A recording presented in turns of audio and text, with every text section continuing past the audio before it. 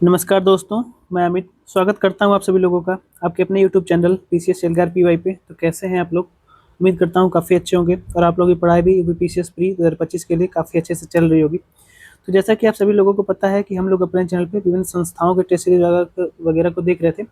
तो उसी श्रृंखला में आज हम लोग जो घटना चक्र है उसको देखेंगे और ये घटना चक्र का सायास अभी नया आया हुआ है मार्केट में टेस्ट 2025 के लिए। तो इसको हम लोग देख रहे थे। इसमें हम लोग अभी तक करीब 3 टेस्ट कंप्लीट कर लिए हैं। आज हम लोग इसका जो चौथा टेस्ट है उसको देखेंगे।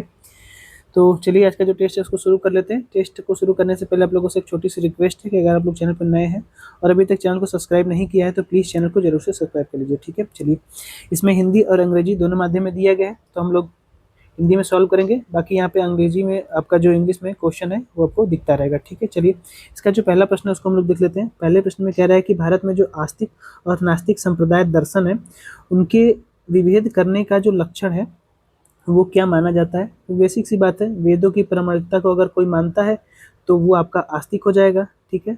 और वेदों की जो प्रामाणिकता को नहीं मानते हैं वो आपके क्या हो जाएंगे, तो नास्तिक बन जाएंगे, ठीक है। जो आस्तिक है ये मानते हैं, जो नास्तिक है वो नहीं मानते।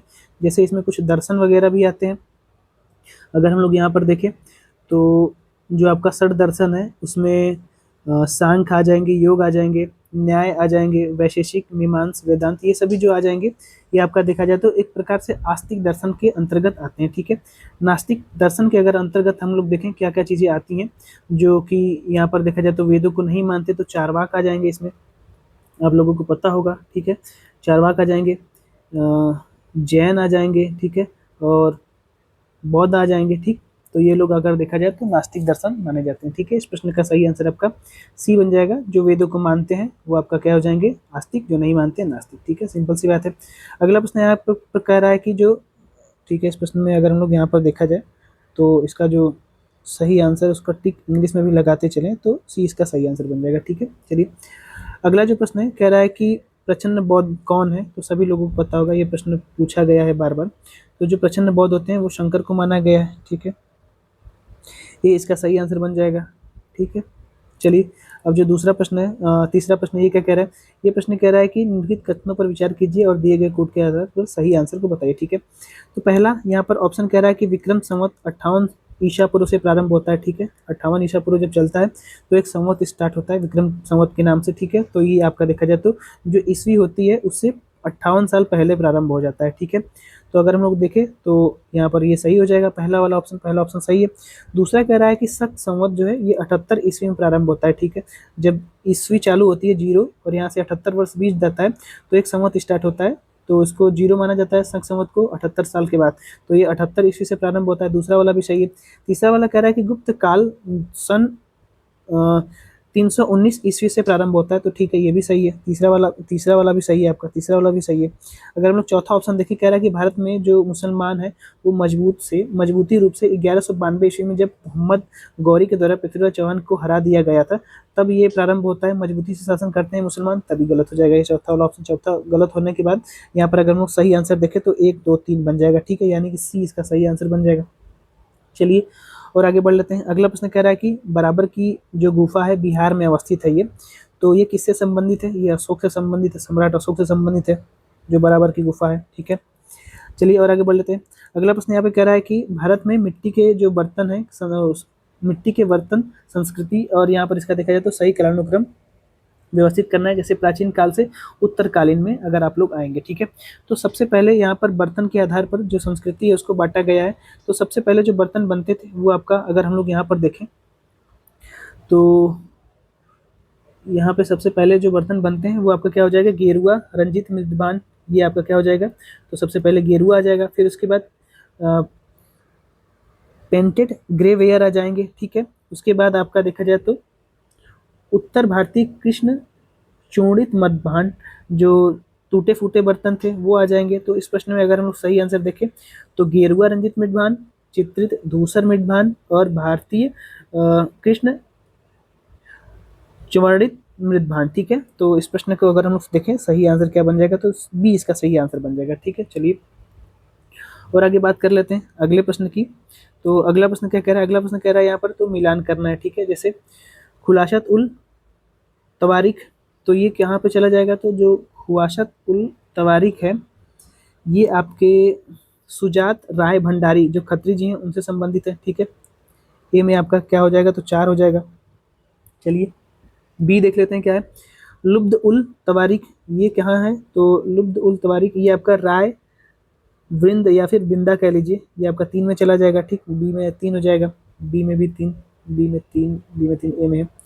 ठीक है, बाकी अगर आप लोग बी का याद रहेगा तो यहाँ पर आप तीनों ऑप्शन काट सकते हैं, ए सही हो जाएगा। ठीक है, बाकी हम लोग मिला लेते हैं। सी में यहाँ पर अगर देखा जाए तो फुतहात ए आलमगीरी, तो सी में आपका क्या हो जाएगा, 2 हो जाएगा। ईश्वरी दास नागर, और यहाँ पर नुस्खा ए दिलकुशा ये कहाँ संबंधित है, तो भीमसेन बुरहानपुरी से संबंधित है। ठीक है, डी में आपका 1 हो जाएगा। इस प्रकार से सही आंसर क्या बन जाएगा, तो सही आंसर ए बन जाएगा। ठीक है, सही आंसर इसका ए बन जाएगा। चलिए और आगे बढ़ लेते हैं। अगला प्रश्न क्या क्या कह रहा है। अगला प्रश्न कह रहा है कि मात्र एक मुट्ठी बाजरे के चक्कर में मैंने अपने साम्राज्य को खो दिया होता। तो ये कथन तो शेरशाह का है। अगर हम लोग देखें तो शेरशाह सूरी ने ही ऐसा बोला था कि एक मुट्ठी बाजरा के चक्कर में, वैसे ये एक साम्राज्य को जीतने, थोड़ा सा क्षेत्र था तो उसी को जीतने के लिए चल दिया था, हारते हारते बच गया, लेकिन इसी के बाद इसने बोला था कि एक मुट्ठी बाजरे के चक्कर में मैंने अपने पूरा साम्राज्य को खो दिया होता। तो सी इसका सही आंसर बन जाएगा, शेरशाह के द्वारा ही ये बोला गया था। ठीक है, चलिए और आगे देख लेते हैं।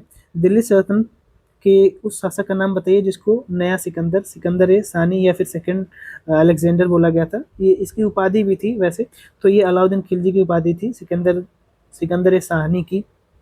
ठीक है, इसको नया सिकंदर भी बोला जाता था। तो सी इसका सही आंसर बन जाएगा, अलाउद्दीन खिलजी। ठीक है, चलिए और आगे देख लेते हैं।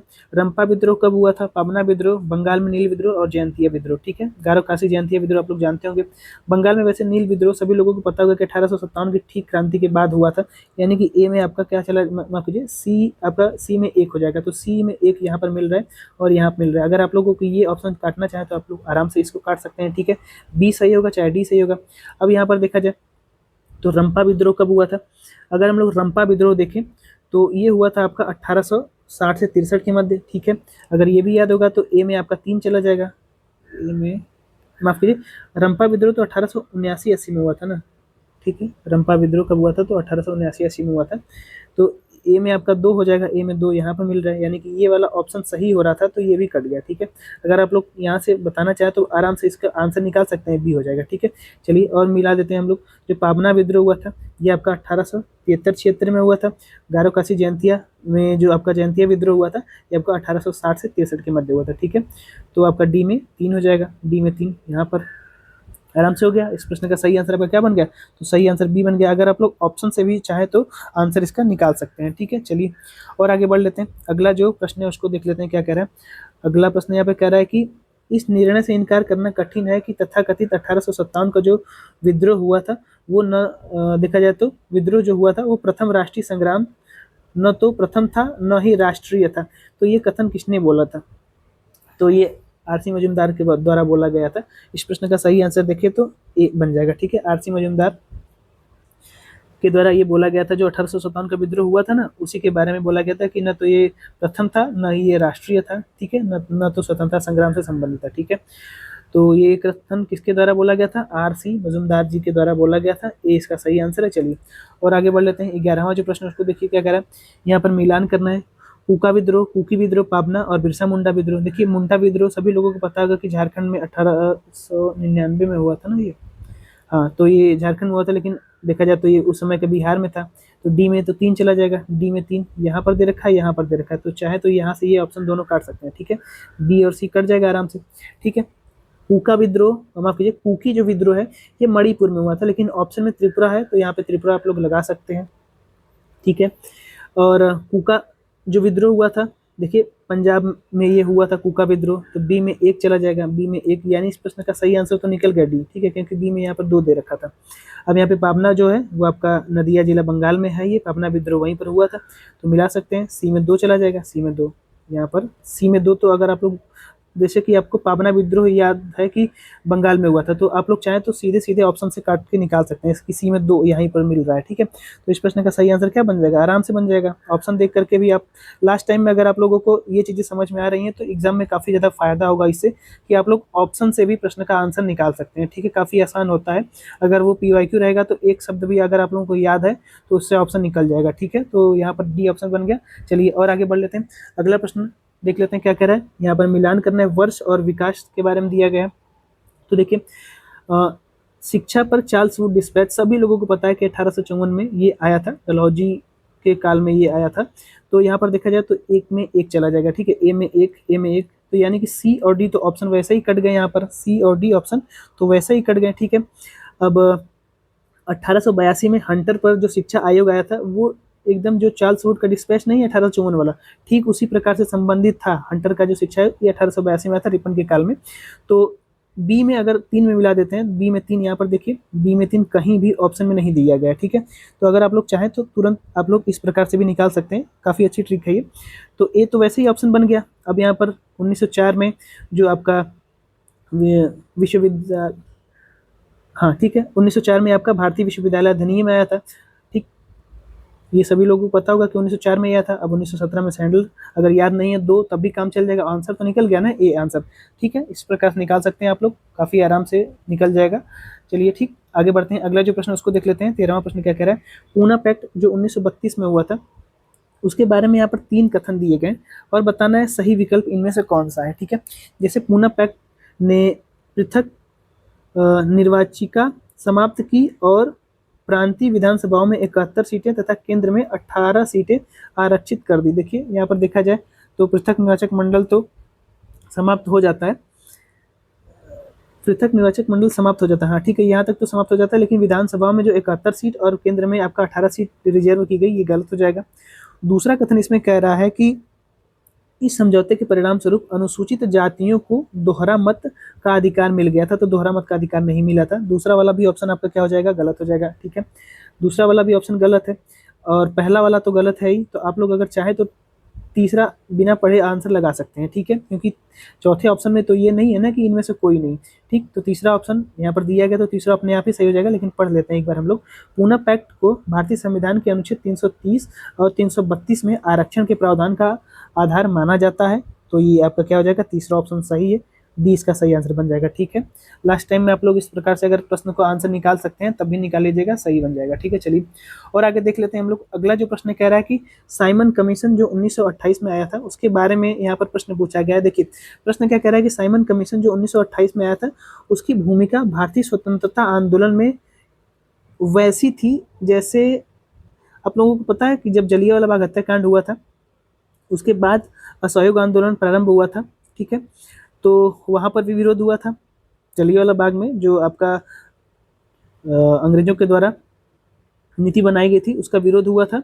तो उसी प्रकार से यहाँ पर साइमन कमीशन भी था, इसमें भी सभी अंग्रेज थे। ये 1927 में गठन हुआ था, 1928 में भारत में आ गया था, ठीक है। इसका विरोध भारत में किया गया था कि साइमन गो बैक के नारे वगैरह दिए गए थे। तो ठीक उसी प्रकार से ये संबंधित, जिस प्रकार से जलियांवाला बाग हत्याकांड की भूमिका असहयोग आंदोलन में संबंधित मानी जाती है, ठीक है। तो बी यहाँ पर सीधे सीधे सही आंसर बन जाएगा। आप लोगों को समझ में आ रहा होगा, तो ये दोनों एक ही प्रकार से संबंधित है, ठीक है। तो बी यहाँ पर सही आंसर बन जाएगा। चलिए और आगे बढ़ लेते हैं। अगला जो प्रश्न है उसको देख लेते हैं। सही कालानुक्रम व्यवस्थित करना है। देखिए सबसे पहले यहाँ पर हिमालय पर्वत का निर्माण दिया है, फिर दक्कन ट्रैप का निर्माण दिया है, पश्चिमी घाट का उत्क्षेपण दिया है और इंडो गंगेटिक प्लेन का निर्माण दिया है, ठीक है। इसको देख लेते हैं। देखिए सबसे पहले ये आपका भारत का दक्कन वाला क्षेत्र है और ये देखा जाए तो यूरेशियन प्लेट है। तो जब भारत उत्तर में खिसक रहा था तो यूरेशियन प्लेट से जब यहाँ पर टकराया सबसे पहले, तो यहाँ पर जो दक्कन है ना, दक्कन ट्रैप, इसका निर्माण हुआ, तो ये 1 नंबर में हो जाएगा, ठीक है। अब जब यहाँ पर ये टकराया, ठीक है, यहाँ पर ये टकराया तो क्या हुआ कि भारत का जो पश्चिमी वाला तट है उसका निर्माण होता है, ये ऊपर की ओर उठ जाता है, सही है, ठीक है, ये ऊपर की ओर हो जाता है, तो ये आपका दूसरे नंबर पर चला जाएगा। अब ये ऊपर की ओर उठ गया, ठीक। अब यहाँ पर ये जो उत्तर में यूरेशियन प्लेट से भारत का उत्तरी वाला हिस्सा टकरा रहा है, वहां से टकराने के बाद हिमालय पर्वत का निर्माण हो जाता है, ठीक है। तो हिमालय पर्वत का निर्माण तीसरा हो जाएगा। अब यहाँ पर हिमालय पर्वत का निर्माण हो गया, उसके बाद नदियाँ वगैरह बह जाएंगी, तो उत्तर प्रदेश का जो गंगा वाला प्लेन आप लोग देख रहे हैं इसका निर्माण हो जाएगा, तो ये आपका चौथे पर हो जाएगा, ठीक है। तो सबसे पहले आपका दक्कन ट्रैप का निर्माण, दूसरे पर आपका पश्चिमी घाट का निर्माण, तीसरे पर हिमालय पर्वत का, चौथे पर जो गंगा प्लेन बनता है वो, ठीक है। तो 3 1 2 4, 3 1 2 4 कहाँ मिल रहा है, डी मिल रहा है। सही आंसर क्या बन जाएगा, तो सही आंसर आपका डी बन जाएगा, ठीक। उम्मीद है आप लोगों को काफी अच्छे से ये समझ में आ गया होगा। अगला प्रश्न देखिए क्या कह रहे हैं, कथन और कारण का प्रश्न है।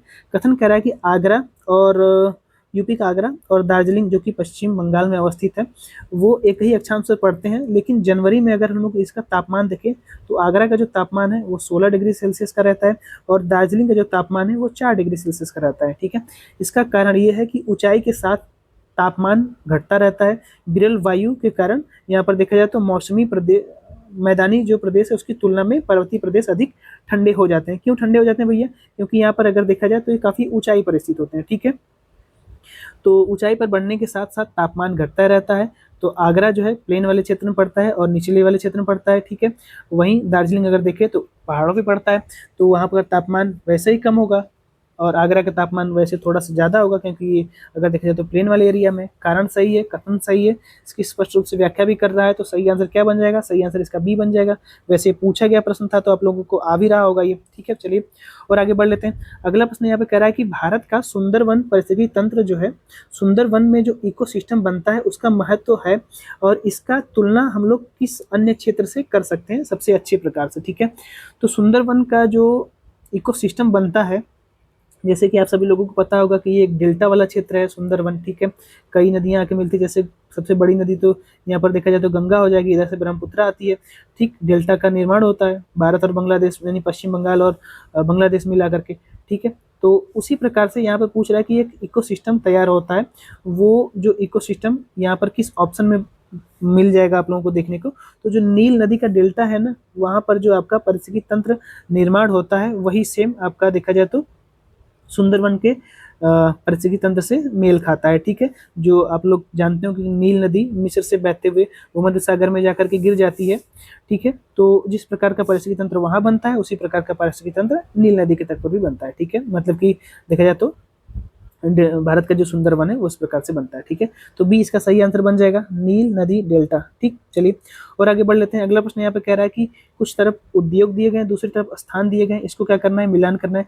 तो कागज उद्योग के लिए सभी लोगों को पता है टीटागढ़, जरा कमेंट करके बताइएगा कि ये किस स्थान पर पड़ता है टीटागढ़। ठीक है, सीमेंट के लिए लखेरी, ठीक, सीमेंट के लिए लखेरी हो जाएगा। लोहा के लिए भिलाई और यहाँ पर देखा जाए तो खनिज तेल के लिए अम्बाला मुकुल। ठीक है, तो मिला लीजिएगा। ए में आपका 3 चला जाएगा, बी में 4, 3 और 4, 3 और 4 एक ही मिल रहा है। ठीक, सही आंसर तो बी में निकल के आ गया। सही आंसर इसका क्या बन जाएगा? तो बी इसका सही आंसर बन जाएगा। चलिए और आगे देख लेते हैं हम लोग। अगला जो प्रश्न है वो क्या कह रहा है? अगला प्रश्न कह रहा है कि यद्यपि रेलवे भारत में सबसे अधिक व्यापक परिवहन साधन है, परंतु स्वतंत्रता के बाद अधिकांश अवधि में सड़क परिवहन को सर्वाधिक प्रोत्साहन मिला था। ठीक है, आज़ाद होने के बाद सड़क परिवहन को देखा जाए तो अधिक प्रोत्साहन मिला है, लेकिन रेलवे भी काफ़ी व्यापक परिवहन माना जाता है। ठीक है, तो ये प्रश्न बताया गया। प्रश्न क्या पूछा गया कि इसके निम्नलिखित में से कौन से कारण है, ये जो देखा जाए तो लोग सड़क परिवहन को ज़्यादा प्रेफर करते हैं, ज़्यादा मान्यता देते हैं, तो यहाँ पर इसका प्रमुख कारण क्या है? देखिए, अगर हम लोग यहाँ पर देखें तो रेल परिवहन परिचालन में सस्ता है और उसकी समृद्धि पूंजी लागत बहुत अधिक है। ठीक है, ये सही हो जाएगा आपका। ठीक है, रेल का जो परिवहन है वो देखने में तो सस्ता लगता है, लेकिन इसकी जो समृद्ध पूंजी लगाई जाती है ना उसकी लागत काफ़ी अधिक है। ठीक है, ये सही मतलब पहला वाला सही हो जाएगा। दूसरा देख लेते हैं क्या है। अगर हम लोग इसका जो दूसरा ऑप्शन है ये क्या कह रहा है? कह रहा है कि मानव बस्तियों का भौगोलिक विस्तार इतना अधिक है कि केवल रेलवे से ही परिवहन की सारी आवश्यकताओं की पूर्ति की आशा करना वास्तविक नहीं है। ठीक है, दूसरा वाला ऑप्शन भी आपका क्या हो जाएगा? सही हो जाएगा। तीसरा ऑप्शन यहाँ पर कह रहा है कि इसको भी साथ साथ करते चले। तीसरा ऑप्शन यहाँ पर कह रहा है कि रेलवे परिवहन की तुलना में सड़क परिवहन की प्रति एकड़ टन कीमी लागत देखा जाए तो सस्ती है। नहीं भैया, सस्ती नहीं है, यहाँ पर अगर देखा जाए तो महंगी है। तीसरा वाला गलत हो जाएगा। ठीक है, तीसरा वाला ऑप्शन गलत है। तीसरा वाला ऑप्शन गलत होते ही यहाँ पर अगर हम लोग देखें तो आंसर तो निकल के आ गया 1, 2, 4। ठीक है, चौथा जो ऑप्शन है उसको पढ़ने की आवश्यकता तो नहीं है, लेकिन इसको हम लोग पढ़ लेते हैं। देखिए, रेलवे का स्वरूप अविभाज्य होने के कारण जनता के लिए प्रायः इसका लाभ उठाना उतना सुविधाजनक नहीं होता है जितना निजी कारों, बसों और दुपहिया वाहनों से होता है। ठीक है, तो चौथा सही हो जाएगा, 1, 2, 4। ठीक, बी ऑप्शन इसका बन गया। अगर आप लोग प्रश्न को ऑप्शन के हिसाब से देखें, जैसे कि यहाँ पर 4 ऑप्शन दिए गए, इसको आप लोग 2 ऑप्शन पढ़ लिए, तीसरा ऑप्शन पढ़ते ही गलत लग रहा है कि ये गलत है, तो आप लोग जो 4 ऑप्शन दिए गए हैं ना उसको जरूर देखिएगा। अगर तीसरा ऑप्शन गलत कहीं पे मिल जाए तो उसको आप लोग करके आराम से प्रश्न का सही आंसर निकाल सकते हैं। चौथा ऑप्शन पढ़ने की आवश्यकता नहीं पड़ेगी। ठीक है, बाकी यहाँ पर हम लोग इसको सॉल्व कर रहे थे तो चौथा ऑप्शन को भी हम लोगों ने देखा। चलिए अगला जो प्रश्न उसको देख लेते हैं। ये प्रश्न कह रहा है कि भारत के पूर्वी राज्यों में धान की कई किस्में केवल मानसून वर्षा पर आधारित होती हैं, ठीक है, हाँ होती हैं भैया, ठीक है। और कह रहा है कि पूर्वी भारत की मिट्टी जल धारण क्षमता कम होती है, पूर्वी भारत की मिट्टी जल धारण क्षमता कम होती है। इसको अगर हम लोग देखें तो ये तो गलत हो जाएगा ना, आर इसका गलत है, कथन सही है, इसमें केवल एक ही सही है, आर को यहाँ पर गलत कहीं बताया नहीं गया है। तो अगर हम लोग इस प्रश्न का सही आंसर देखें तो केवल एक हो जाएगा, ठीक है, केवल एक हो जाएगा, इस बात को ध्यान रखिएगा। 20वें प्रश्न का सही आंसर आपका ए है, ठीक। चलिए इसका भी हम लोग यहाँ पर क्या कर लेते हैं, तो ओनली वन इज ट्रू लगा लेते हैं। चलिए और आगे देख लेते हैं। झरिया जिस प्रकार कोयला से संबंधित है, सिंह भूमि इस प्रकार लौह अयस्क से संबंधित है, ठीक है, सभी लोगों को पता है सिंह भूमि लौह अयस्क निर्माण से संबंधित है। बी इसका सही आंसर बन जाएगा, ठीक, बी इसका सही आंसर बन जाएगा। चलिए इसको हम लोग थोड़ा सा सही से कर लेते हैं, ये हो नहीं रहा है। चलिए हाँ, अगला जो प्रश्न उसको देख लेते हैं। अत्यधिक ऊंचाई पर स्थित बादलों को क्या कहा जाता है? तो जो बादल सबसे अधिक ऊंचाई पर अवस्थित होते हैं उसको क्या बोला जाता है? उसको सभी लोगों को पता है कि आपका सीरस क्लाउड्स बोला जाता है, पक्षाभ मेघ, ठीक, बी सही आंसर बन जाएगा। ये बरसते बरसते नहीं है, ठीक है, काफ़ी ऊंचाई पर ये स्थित होते हैं। और आगे हम लोग बढ़े और अगला प्रश्न यहाँ पर देखें तो क्या कह रहा है कि हाल ही में वैज्ञानिकों ने अटलांटिक मेरिडियनल ओवरटर्निंग परिसंचरण की कमजोरी पर चेतावनी दी है और बताया कमजोरी पर चेतावनी दी है। यदि माफ कीजिए AMOC पूरी तरह से ढह जाए तो निम्न में से क्या प्रभाव सही होगा? अगर इस प्रश्न का सही आंसर हम लोग देखें तो देखिए मेंस का प्रश्न है, आप लोग अगर जो इन्वायरमेंट माफ कीजिए जो जलवायु भूगोल होता है वो और ज्योग्राफी में मतलब यहाँ से अगर इन दोनों को मिला करके पढ़ें तो ये इस प्रश्न का सही आंसर निकाल सकते हैं। वैसे इस प्रश्न को अगर हम लोग देखें सही आंसर क्या बनेगा, तो यूरोप में शीत लहरें बढ़ेंगी और पश्चिमी अफ्रीका में मानसून कमजोर हो जाएगा, ठीक है, ये इसका सही आंसर बन जाएगा। ये आप लोग भी इसका सही आंसर लगा लीजिए, ठीक है, ठीक। चलिए आगे बढ़ते हैं। अगला प्रश्न कह रहा है यहाँ पर बैरोमीटर में पारे के तल की अचानक गिरावट आ जाए, यानी कि जो बैरोमीटर से हवा मापी जाती है, हवा की यहाँ पर देखा जाए तो तीव्रता वगैरह, तो कह रहा है कि उसमें जो पारा लगा होता है, जितनी तेज हवा चलता है वो पारा उतनी ऊपर रहता है, ठीक है। अगर यहाँ पर देखा जाए तो ये पारे की गिरावट हो जाती है बैरोमीटर में, यानी कि हवा एकदम रुक गई, ठीक है, हवा एकदम शांत हो गई, तो ये किसका संकेत है? एक अच्छे मतलब देखा जाए तो एक तूफान आने का संकेत है, स्टॉर्म आने का संकेत है। तो बी यहाँ पर क्या बन जाएगा, तो बी इसका सही आंसर बन जाएगा, ठीक है। चलिए और आगे देख लेते हैं। मेकांग जो नदी है उस पर बनने वाली एकाधिक हाइड्रो पावर परियोजना क्षेत्रीय विवाद का कारण है, ठीक है, एक हाइड्रो पावर परियोजना बन रही है मेकांग नदी पर, सभी लोगों को पता है कि चाइना से निकलती है, ठीक है, और वियतनाम में इसका डेल्टा है। तो कह रहा है कि इस पे एक हाइड्रो पावर परियोजना बन रही है, उसमें क्षेत्रीय विवाद हो गया, उसका मुख्य कारण है इसका सबसे बड़ा भू राजनीतिक प्रभाव किस रूप में दिखाई देगा? देखा जाए तो इसका अगर सबसे बड़ा देखा जाए तो भू राजनीतिक जो प्रभाव है वो ये होगा कि चीन के ऊपरी बांध और निचले प्रवाह वाले देशों की कृषि संकट में आ जाएगी। चीन के बाद ये जो नदी मेकांग नदी है ये कई देशों से होकर के बहती है, तो वहाँ पर देखा जाए तो कृषि से आधारित संकट का निर्माण हो जाएगा, मतलब कृषि से आधारित जो संकट है वो बनने लगेंगे, ठीक है, यानी कि बांध का पानी वगैरह अगर रोक दिया जाएगा तो पानी नहीं मिलेगा, अगर अचानक से छोड़ दिया जाएगा तो सारी खेती जो की गई है वो नष्ट हो जाएगी। तो यहाँ पर देखा जाए जो निचली एरिया में जो देश है उनकी कृषि पर इसका प्रभाव पड़ेगा, ठीक है, सिंपल सा क्वेश्चन था। आगे बढ़ते हैं। अगला प्रश्न कह रहा है कि किसी राज्य की सीमा बदलने के संवैधानिक प्रावधानों के संदर्भ में कुछ कथन यहाँ पर दिए गए हैं। किसी राज्य की जो सीमा है ना, संवैधानिक सीमा, उसको बदला जा रहा है, यानी कि राज्य की एरिया को कम या ज़्यादा किया जा रहा है, प्रश्न में ये पूछा गया है। अब हम लोग इसका कथन और कारण दोनों पढ़ लेते हैं। कथन कह रहा है कि किसी राज्य की सीमा बदलने की सिफारिश राष्ट्रपति संसद को देता है और इसके लिए राष्ट्रपति संबंधित राज्य के विधानमंडल के द्वारा उस प्रस्ताव पर विचार एक खास अवधि के भीतर करते हैं, ठीक है। तो यहाँ पर अगर हम लोग देखें इसको तो ये तो आपका क्या हो जाएगा, सही हो जाएगा, ठीक है, एक खास अवधि के भीतर करते हैं, ठीक है, हाँ ये सही हो जाएगा। इसका कारण ये बता रहा है कि संसद उस समय राज्य विधानमंडल का प्रस्ताव मानना अनिवार्य नहीं होता है, ठीक है।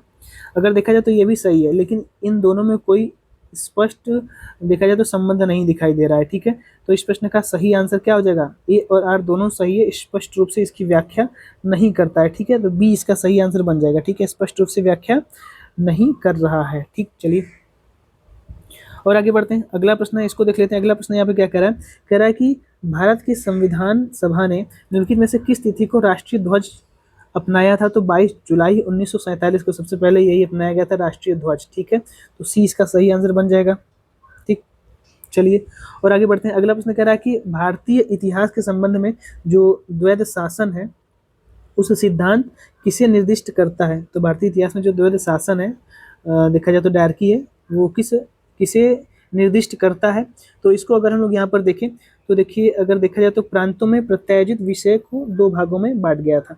देखिए, जब ये आपका द्वैध शासन हुआ था, प्रांतों में लागू हुआ था, तो प्रांतों के जो विषय है ना उसको दो भागों में बांट दिया गया था। ठीक है, तो डी यहाँ पर क्या बन जाएगा? आपका सही बन जाएगा। ठीक है, और देखा जाए तो द्विसदनीय व्यवस्था केंद्र में आ गई थी, तो डी इसका सही आंसर बन जाएगा। चलिए और आगे बढ़ लेते हैं। अगला प्रश्न यहाँ पे कह रहा है, निम्नलिखित में से किसे भारत के राष्ट्रपति का पद ग्रहण करने के पूर्व उप राष्ट्रपति के पद पर कार्य नहीं किया था? तो वो कौन हो जाएंगे भैया? तो ये हो जाएंगे आपके नीलम संजीव रेड्डी जी। ये सीधे राष्ट्रपति बने थे, ये उपराष्ट्रपति नहीं बने थे। ठीक, इनको आप लोग जानते होंगे, नीलम संजीव रेड्डी। ठीक, चलिए और आगे बढ़ते हैं। अगला जो प्रश्न उसको देख लीजिए। कह रहा है कि 3 कथन यहाँ पर दिए गए और सही कथन बताना है। ठीक है, पहला यहाँ पर कह रहा है कि पहली लोकसभा में विपक्ष में सबसे बड़ा राजनीतिक दल स्वतंत्र पार्टी था। ठीक है, दल स्वतंत्र पार्टी था। ठीक है, हाँ ठीक। तो अगर हम देखें तो कह रहा है कि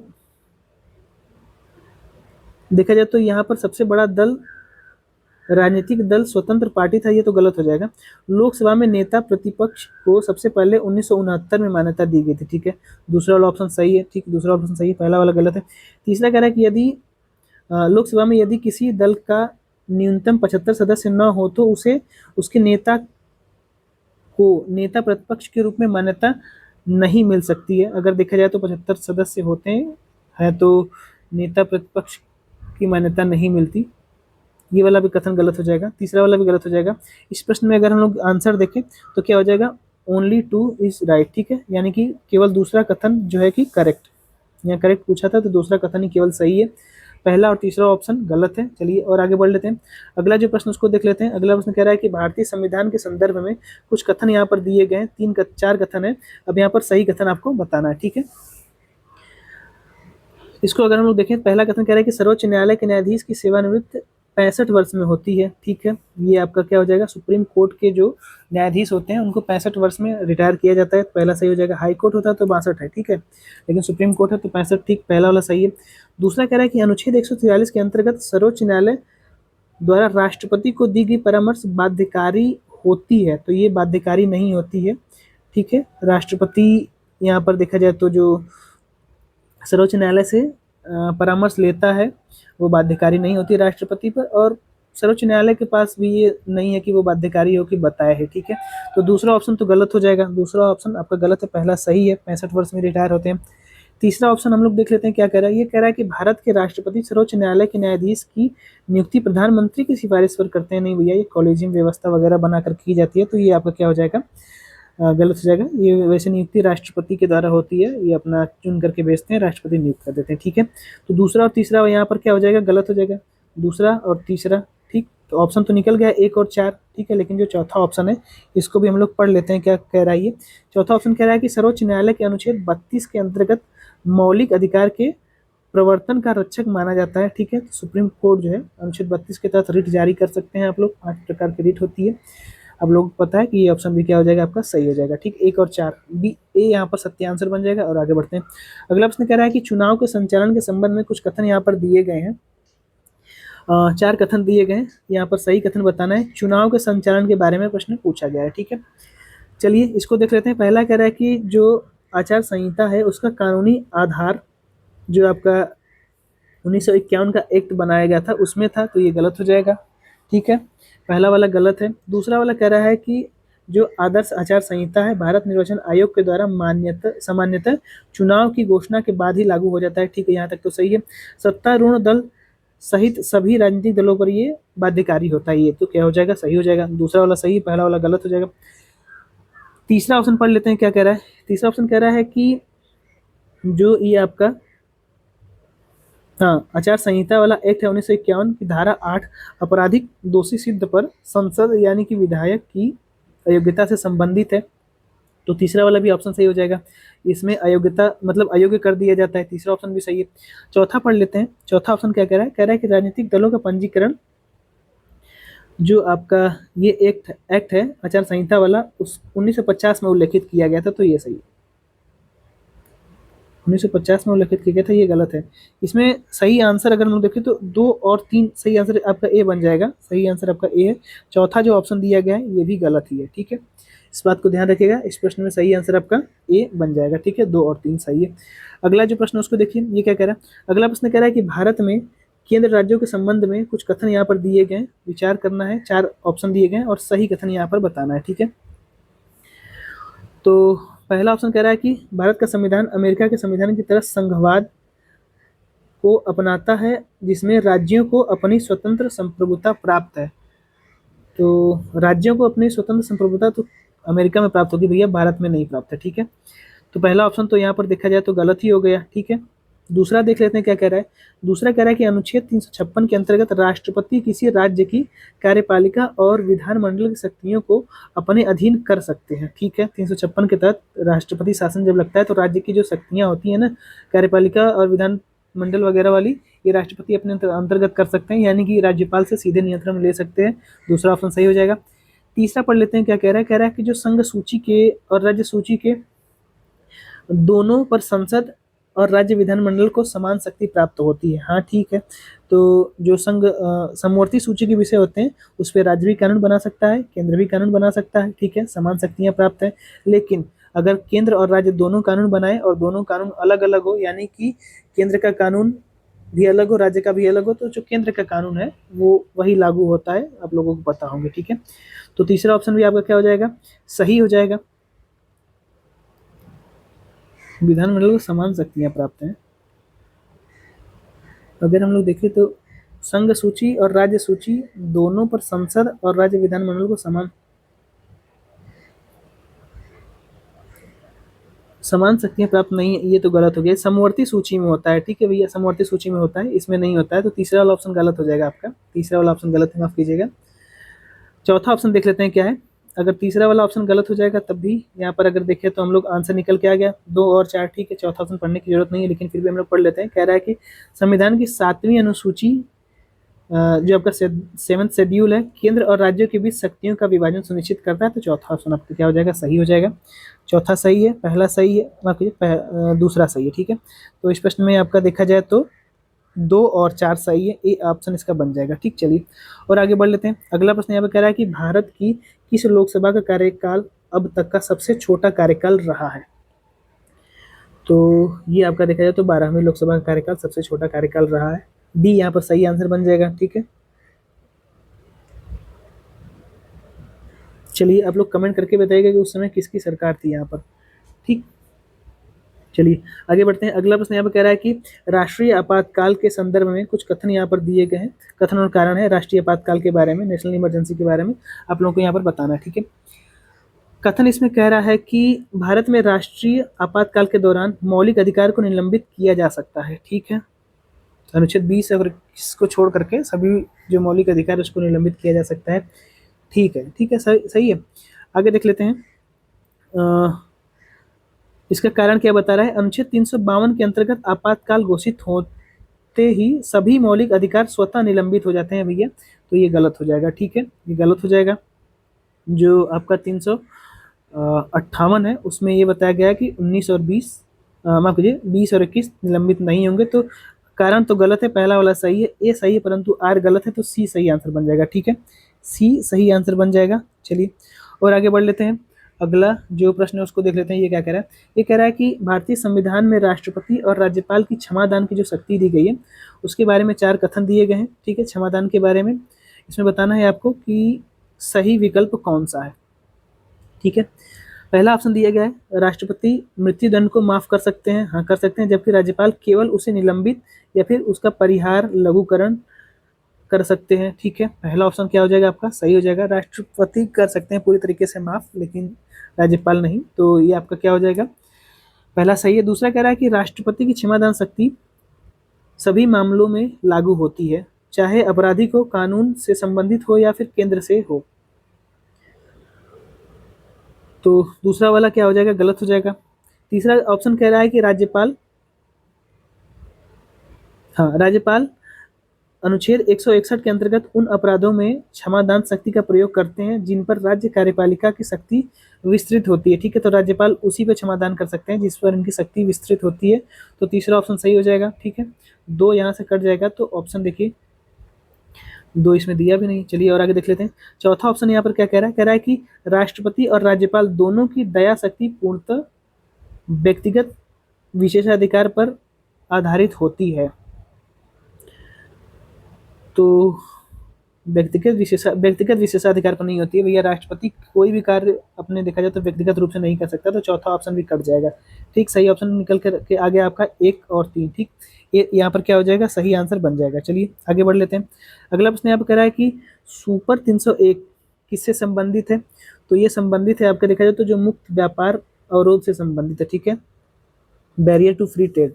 आगे बढ़ते हैं। अगला प्रश्न कह रहा है कि स्वतंत्र व्यापार क्षेत्र के विषय में कुछ कथन यहाँ पर दिए गए हैं और सबसे उपयुक्त कथन यहाँ पर बताना है। किस बारे में प्रश्न है, तो स्वतंत्र व्यापार क्षेत्र के बारे में।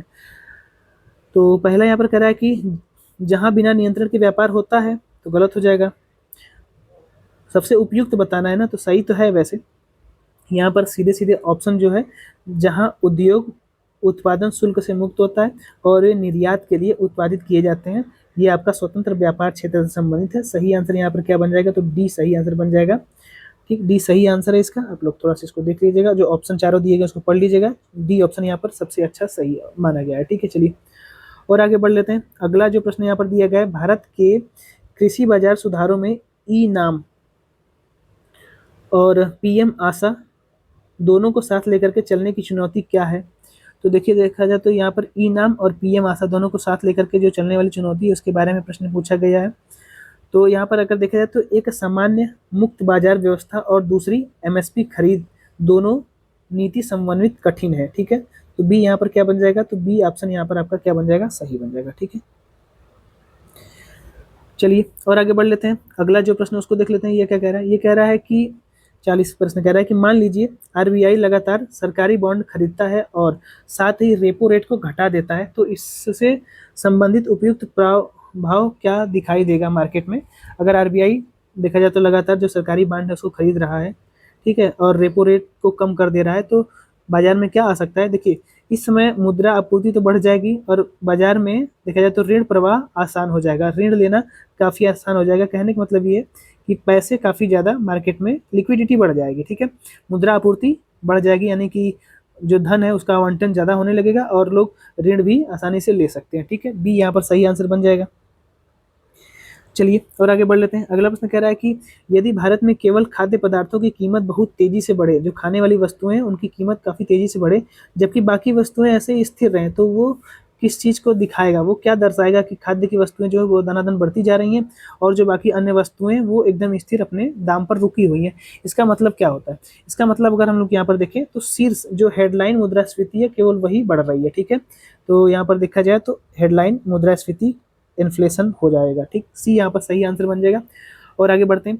अगला प्रश्न कह रहा है कि पारिस्थितिकी आयाम इकोलॉजिकल एम्पलीट्यूड क्या दिखाई देता है, मतलब क्या है ये इकोलॉजिकल एम्पलीट्यूड, यानी कि पारिस्थितिकी आयाम क्या होता है ये। तो इसको अगर हम लोग यहाँ पर देखें क्या होता है, तो देखिए किसी प्रजाति की आवश्यकताओं की सीमा तथा पर्यावरणीय परिस्थिति में उतार चढ़ाव के प्रति उसकी सहनशीलता की सीमा को ही यहाँ पर पारिस्थितिकी आयाम बोला जाता है। ये यहाँ पर सही आंसर बन जाएगा। ठीक है, ये यहाँ पर क्या बन जाएगा, तो सही आंसर बन जाएगा। और आगे बढ़ते हैं। अगला प्रश्न कह रहा है कि निम्नलिखित में से किसे एक पारिस्थितिकी जैविक इकाई के रूप में परिभाषित किया गया है। पारिस्थितिकी जैविक इकाई के रूप में परिभाषित किया गया है जो कि समान जीन पूल को साझा करने से जुड़ी होती है। तो अगर हम लोग इसको देखें तो ये आपका प्रजाति से संबंधित है, स्पेसीज से संबंधित है। डी इसका सही आंसर बन जाएगा। ठीक है, क्या बन जाएगा, तो डी इसका सही आंसर बन जाएगा। और आगे बढ़ते हैं। अगला प्रश्न कह रहा है कि निम्नलिखित बिंदुओं में पर विचार कीजिए। नोकरेक जीव मंडल रिजर्व ये आपका गारो पहाड़ी पर स्थित है। जो नोकरेक है ये आपका गारो पहाड़ी पर स्थित है। गारो काशी जयंती नोकरेक अगर हम लोग देखा जाए तो मेघालय में, हाँ ठीक है, ठीक है, ये सही हो जाएगा। लोकटक झील ये तो भैया देखा जाए तो वहाँ मणिपुर में है ना, तो ये गलत हो जाएगा। नामदफा राष्ट्रीय उद्यान डल्ला पहाड़ी दे रखा है, तो ये भी गलत हो जाएगा। इस प्रश्न में सही आंसर पूछा था तो केवल एक ही बन जाएगा, ठीक है। पहला वाला ऑप्शन सही है, बाकी अन्य दो गलत है, ठीक। ओनली वन इज ट्रू, ठीक। चलिए आगे बढ़ लेते हैं। अगला प्रश्न कह रहा है कि ध्वनि तरंग में निम्नलिखित क्या होती है ध्वनि तरंग में।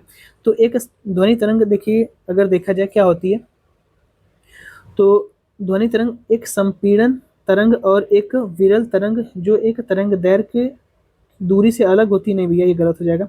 संपीड़न और विरल तरंगों तरंगों एक के बाद एक होती हैं। अच्छा अच्छा ठीक है। अगर देखा जाए इस प्रश्न में क्या पूछा था, जो ध्वनि तरंग होती है वो कैसी होती हैं, तो एक के बाद एक तरंग ऐसी होती है, ठीक है। ध्वनि तरंग इस प्रकार से होती है, इस प्रकार से आगे बढ़ती है। मान लीजिए यहाँ से कोई बोला तो ये तरंग इस प्रकार से जाती है, ठीक है। टकराने के बाद ये वापस भी आती है, ठीक है। इसी प्रकार से इको वगैरह बनता है। तो ये इस प्रश्न में पूछा गया कि ध्वनि तरंग कैसी होती है, तो ये संपीड़न और देखा जाए तो विरल तरंगों एक के बाद एक होती हैं, ठीक। ऐसे ऐसे तरंग ये बनती है, ठीक। ये जितनी दूर जाएगा उतने एरिया इसका ज़्यादा होता जाएगा, ठीक। आप लोगों को पता ही होगा ये सारी चीज़ें। चलिए तो बी इसका सही आंसर बन जाएगा। और आगे बढ़ लेते हैं हम लोग, अगला जो प्रश्न उसको देख लेते हैं। अगला प्रश्न कह रहा है कि निम्नलिखित में से किस श्रेणी में प्रकाश संश्लेषण वर्णक नहीं पाए जाते हैं, ठीक है। फोटोसिंथेसिस पिगमेंट जो होते हैं वो नहीं पाए जाते हैं। तो देखा जाए हरे रंग में ये पाए जाते हैं, और देखा जाए हरे जो पेड़ पौधे होते हैं उसमें पाए जाते हैं। तो ये किस में नहीं पाए जाएंगे, सिंपल सी बात है, किस में नहीं पाए जाएंगे, तो आप लोगों को पता चल गया होगा। कवक में नहीं पाए जाएंगे क्योंकि इसका कलर सफ़ेद वगैरह का होता है, ठीक है। कुछ ऐसे भी कवक होते हैं जिसमें पाया जाता है, लेकिन यहाँ पर जनरली नहीं पाया जाता है कवक में, ठीक है। फंगी में नहीं पाया जाता है प्रकाश संश्लेषी वर्णक, ठीक है। फोटोसिंथेसिस जो पिगमेंट होता है वो नहीं पाया जाता है। चलिए और आगे बढ़ लेते हैं। अगला प्रश्न कह रहा है कि निम्नलिखित में से कौन सा आनुवांशिक विकार या रोग लैंगिक जो गुणसूत्र होता है, सेक्स क्रोमोसोम होता है, उसकी संख्यात्मक असामान्यता के कारण होता है, ठीक है। अगर देखा जाए तो ये क्रोमोसोम चेंज हो जाएगा, असामान्य हो जाएगा, तो उसका कारण क्या बनता है। सिंपल सा क्वेश्चन है, ये टर्नर सिंड्रोम बनता है, ठीक है। ये इसका प्रश्न का सही आंसर बन जाएगा, ठीक है। जो क्रोमोसोम होते हैं ये इधर उधर हो जाते हैं तो टर्नर सिंड्रोम बनता है, ठीक। ये इसका सही आंसर बन जाएगा, सिंपल सी बात है, आप लोगों को पता होगा। चलिए और आगे बढ़ लेते हैं। अगला प्रश्न यहाँ पे क्या कह रहा है, अगला प्रश्न कह रहा है कि निम्नलिखित में से कौन सा कथन एक्स किरण के बारे में सही नहीं है, गलत कथन है, ठीक है। जो एक्स रेज होती है उसके बारे में। तो अगर हम लोग देखें तो एक्स रेज किरण अनुदैर्घ्य लॉन्गिट्यूडनल तरंगे होती हैं, नहीं भैया ये तो गलत ही हो जाएगा, ठीक है। लॉन्गिट्यूडनल तरंगे नहीं होती हैं एक्स रे।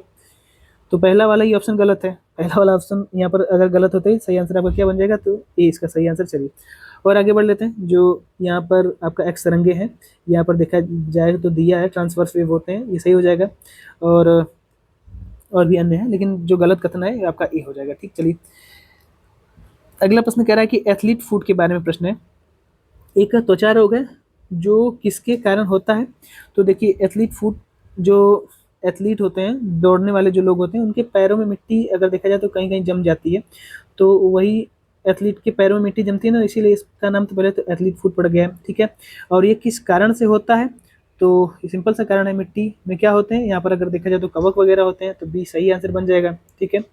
पैर में थोड़ा थोड़ा यहाँ पर देखा जाए तो काला वगैरह पड़ जाता है, ठीक है। इस प्रकार से होते हैं ये एथलीट फूड। और आगे बढ़ते हैं। अगला जो प्रश्न उसको देख लीजिए क्या कह रहा है। अगला प्रश्न कह रहा है निम्नलिखित में से कौन सा एक द्वितीयक उपापचय उत्पादक सेकेंडरी मेटाबोलिक है जो कि कुछ पौधों द्वारा उत्पन्न किया जाता है। तो क्या हो जाएगा, ये आपका टर्पेन टर्पेंटनाइज्ड हो जाएगा, ठीक है। बी यहाँ पर क्या हो जाएगा, तो सही आंसर बन जाएगा टर्पेनाइज्ड, बी सही आंसर है, ठीक। चलिए और आगे बढ़ लेते हैं। अगला प्रश्न यहाँ पर एक तरफ यौगिक दिए गए, दूसरी तरफ ऑक्साइड का प्रकार दिया गया है। तो H2O जो हाइड्रोजन होता है, हाइड्रोजन ऑक्साइड मतलब कि जो पानी होता है, जल होता है, वो क्या है भैया, तो उदासीन होता है, सभी लोगों को पता होगा ये, ठीक है। क्या होता है ये, उदासीन होता है। उदासीन मतलब कि देखा जाए तो न्यूट्रल होता है ना पानी। और Na2O Na2O ये क्या होता है, देखिए ए में 3 चला गया, तो ए में 3 यहाँ पर मिल रहा है, यहाँ पर मिल रहा है, यानी कि ये ऑप्शन तो कट ही गया आपका, ठीक है। अब देखा जाए तो ये Na2O मतलब कि Na2O जो है ये क्या है, तो ये हो जाएगा आपका एसिडिक हो जाएगा, ठीक है। ये आपका माफ कीजिए, ये आपका, हाँ ठीक है, ये क्षारीय है, मतलब कि ये बेसिक हो जाएगा, एसिडिक नहीं बेसिक, ये अम्लीय वाला बेसिक होता है, ठीक है। तो Na2O आपका बेसिक हो जाएगा। अब Al2O3 ये क्या है भैया, तो इसके बारे में अगर हम लोग यहाँ पर देखें तो ये हो जाएगा आपका उभयधर्मी, ठीक, ए में चला जाएगा। CO2 क्या है, तो ये एक एसिड है, यहाँ पर अगर मिला तो डी में आपका क्या बन जाएगा, डी में 2 बन जाएगा, ठीक है। तो सही आंसर तो निकल करके आ गया ए, यहाँ पर इसको लगा लीजिए आप लोग, ठीक, सही आंसर इसका ए बन जाएगा। चलिए और आगे बढ़ लेते हैं हम लोग।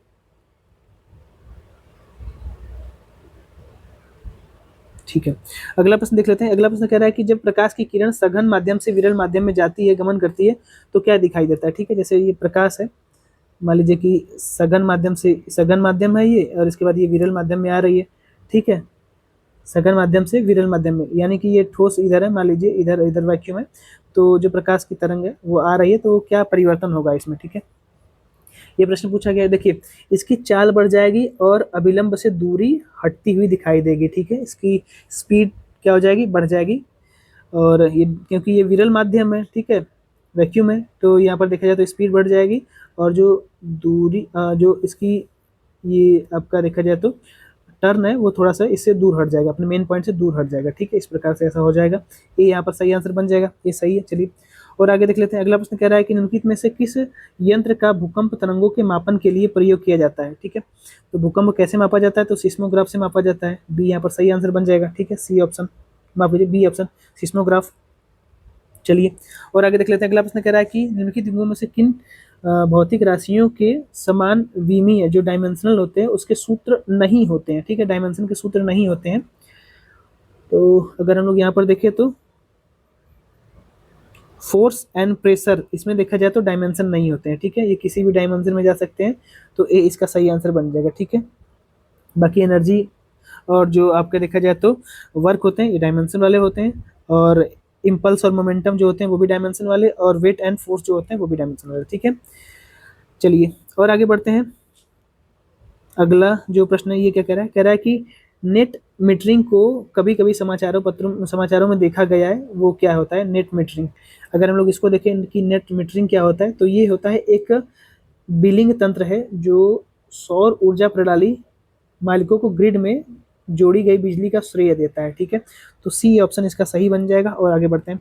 अगला प्रश्न कह रहा है कि हाल ही में उत्तर प्रदेश ने आकांक्षात्मक विकास खंड योजना के तहत 2024-25 की वार्षिक डेल्टा रैंकिंग जारी की है, और इस संदर्भ में कथन और कारण दिए गए हैं। इसके बारे में भैया, तो वार्षिक डेल्टा रैंकिंग के बारे में कथन है। कथन कह रहा है कि 2024-25 की वार्षिक डेल्टा रैंकिंग जालौन जनपद को विकास खंड शीर्ष रहा है, ठीक है। जालौन का यहाँ पर क्या बता रहा है, शीर्ष रहा है, चलिए सही है। दूसरा कह रहा है कि आकांक्षात्मक विकास खंड जो योजना में शीर्ष ब्लॉक को 2.5 करोड़ प्रोत्साहन दिया जाता है, तो दोनों ही सही हो जाएंगे ये, ठीक है, दोनों ही सही है, लेकिन स्पष्ट रूप से ये व्याख्या नहीं कर रहा है, तो इस प्रश्न का सही आंसर क्या बन जाएगा, इस प्रश्न का सही आंसर आपका बी बन जाएगा, ठीक है, बी इसका सही आंसर है। चलिए और आगे बढ़ लेते हैं। अगला प्रश्न कह रहा है कि निम्न घटनाओं को कालानुक्रम में व्यवस्थित करिए, सबसे पहले फिर उसके बाद सबसे बाद में। तो देखा जाए तो बजट है, महाकुंभ 2025 शुरू हुआ था, बफ जो बिल आया था वो, और ब्रिक्स 2025 की शिखर सम्मेलन की बैठक, निसार का प्रक्षेपण कब हुआ था भैया। देखा जाए तो बजट ये आपका देखा जाए तो इसको अगर हम लोग अरेंज करें तो सबसे पहले महाकुंभ ही प्रारंभ हुआ था, तो दो तो पहले पर आ जाएगा, दो पहले पर आ जाएगा, ठीक है। फिर उसके बाद बजट प्रस्तुत हुआ था, दो आपका एक नंबर में आ जाएगा। फिर उसके बाद बजट प्रस्तुत होता है, फिर क्या हुआ भैया, वफ का वफ बिल आया, फिर उसके बाद आपका ब्रिक्स का बैठक हुआ। जरा ब्रिक्स की बैठक कहाँ पे हुई थी, ये आप लोग कमेंट करके बताइएगा कि ये कहाँ पर हुई थी, ठीक है। फिर निसार का प्रक्षेपण ये 5वें पर आ जाएगा।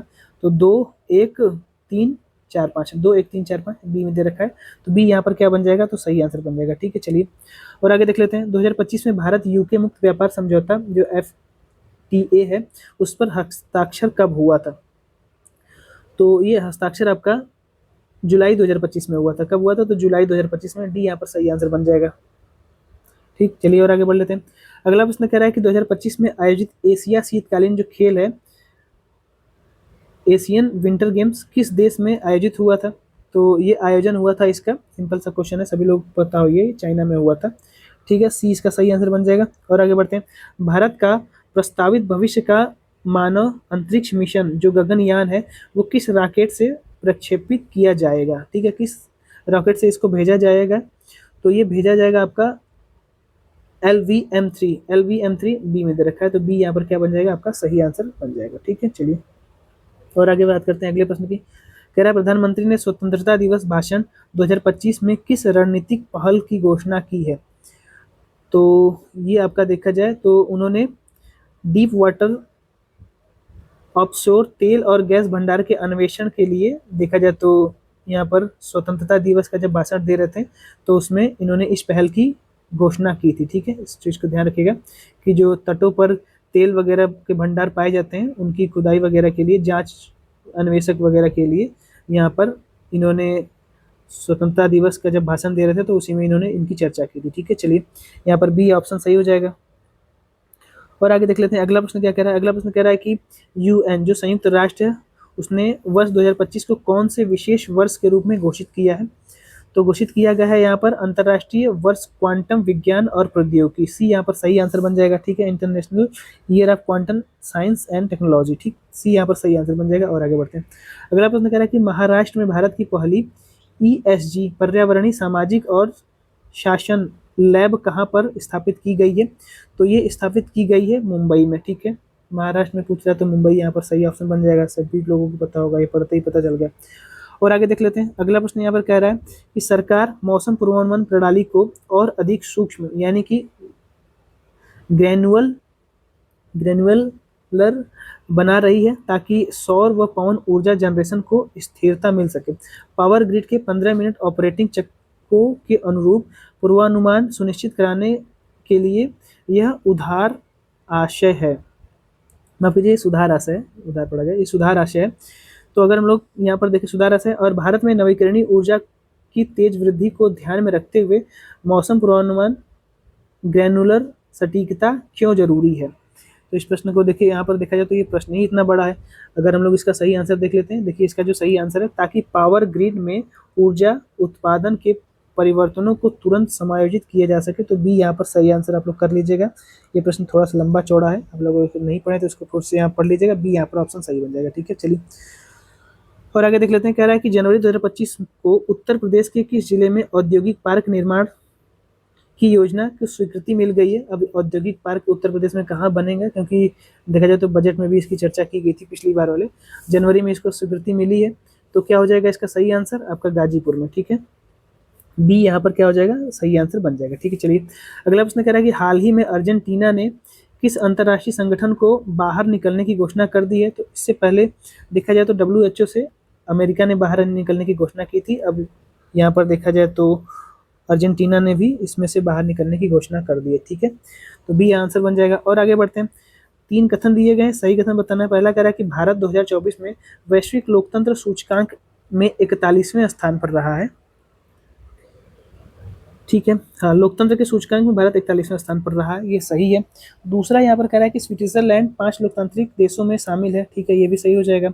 म्यांमार का स्कोर 0.96 रहा है, जो कि वह सबसे नीचे 167वें स्थान पर है, तो ये गलत हो जाएगा। अगर हम लोग देखें तो पहला और दूसरा सही है, तीसरा वाला गलत है। ठीक है, तो ए ऑप्शन इसका बन जाएगा। और आगे बढ़ते हैं। अगला प्रश्न, इसमें ए हम लोग सही कर लेते हैं। ठीक है, इससे पहले भी यहाँ पर, हाँ ठीक है। अगला प्रश्न कह रहा है कि हाल ही में 2025 विश्व बौद्धिक संपदा दिवस का विषय निर्धारित किया गया था। तो विश्व बौद्धिक संपदा दिवस का थीम क्या है? यहाँ पर मुख्यतः ये पूछा गया है। तो इसकी थीम है बौद्धिक संपदा और संगीत, बौद्ध संपदा की धड़कन को महसूस करें। ठीक है, बी यहाँ पर क्या बन जाएगा? तो बी यहाँ पर सही आंसर बन जाएगा। ठीक है, बी सही ऑप्शन है। आगे बढ़ते हैं। अगला देख लेते हैं। कह रहा है कि हाल ही में 2025 में इसरो का कौन सा मिशन असफल हो गया था? तो इसरो का मिशन अभी हाल ही में लॉन्च किया गया था, तो ये पूछ रहा है कौन सा वैसा मिशन था जो असफल हो गया। तो ये असफल हो गया था PSLV-C61। ठीक है, PSLV-C61 जो ये मिशन भेजा गया था ये असफल हो गया था। ठीक है, यानी कि ये सही ऑप्शन हो जाएगा। और आगे बढ़ते हैं। अगला कह रहा है कि भारत मध्य एशिया संवाद के संदर्भ में कुछ कथन यहाँ पर दिए गए, सही कथन बताना है। भारत और मध्य एशिया संवाद जो बातचीत हुई थी उसके बारे में। यहाँ पर देखा जाए तो पहला कह रहा है कि भारत चौथा भारत मध्य एशिया संवाद जून 2025 के नई दिल्ली में आयोजित किया गया था, सही है। इसका प्रमुख एजेंडा ऊर्जा सुरक्षा और कनेक्टिविटी को बढ़ाना है, दोनों सही है, सी आंसर यहाँ पर बन जाएगा। और आगे बात करते हैं अगले प्रश्न की। तो अगला प्रश्न यहाँ पर क्या कह रहा है, ये कह रहा है कि यूपी उत्तर प्रदेश को समय समय पर दिए गए नामों से संबंधित वर्षों को चुनिए यहाँ पर। तो उत्तर पश्चिम प्रांत सबसे पहले ये कब हुआ था भैया, तो ये 1886 में हो गया था, ठीक है। माफ कीजिए 1836 में हो गया था, ये 1836 में हो गया था। और यहाँ पर देखा जाए तो आगरा और अवध तो ये आपका 1902 में हुआ था, ठीक है। ए में 4 और बी में 3, तो यहाँ पर सी ऑप्शन तो बन गया, ठीक है। बाकी और देख लेते हैं हम लोग। संयुक्त प्रांत तो ये आपका क्या हो जाएगा 1937, और क्या यहाँ पर बचा उत्तर प्रदेश तो 1950 में बना है, ठीक है। सी ऑप्शन सही हो गया। और आगे बढ़ लेते हैं हम लोग, अगला जो प्रश्न उसको देख लेते हैं। ये क्या कह रहा है, ये कह रहा है कि हाल ही में समाचारों में रहा महाभारत पर आधारित उद्यान किससे संबंधित है। तो ये हो जाएगा आपका, हाँ, ये उद्यान आपका उत्तराखंड वन विभाग के द्वारा हल्द्वानी में स्थापित किया गया था। तो ये थोड़ा सा ध्यान रखिएगा कि कहाँ पे स्थापित किया गया है। उत्तराखंड में तो सभी लोगों को पता होगा, ये हल्द्वानी में स्थापित किया गया था, ठीक है। तो ए इसका सही आंसर बन जाएगा, ठीक है। ये आपका 72 है, ये इसका सही आंसर है। और आगे बढ़ते हैं, अगला प्रश्न देख लेते हैं। ये क्या कह रहा है, अगला प्रश्न कह रहा है कि मुगल प्रशासन में जागीर प्रणाली और यहाँ पर खालसा भूमि में क्या अंतर है, ठीक है। जागीर प्रणाली और खालसा भूमि में अगर हम लोग देखें तो जागीर जो होता है ना, वो सैन्य शासक के बदले दी जाती थी, जबकि जो खालसा भूमि थी वो राज्य को प्रत्यक्ष राजस्व नियंत्रण के लिए दी जाती थी, ठीक है। खालसा भूमि जो आपका देखा जाए तो सैन्य सेवा देते थे उन लोगों को दी जाती थी खालसा भूमि, ठीक है। जितने बड़े सैनिक उतनी ज़्यादा यहाँ पर जमीन दी जाती थी। बाकी यहाँ पर जो और अन्य दिया गया है जागीरदारी, तो जागीर प्रणाली जो है ये आपका राज्य का प्रत्यक्ष राजस्व आता था इससे। देखिए यहाँ पर थोड़ी सी चीज़ें गलत हो गई।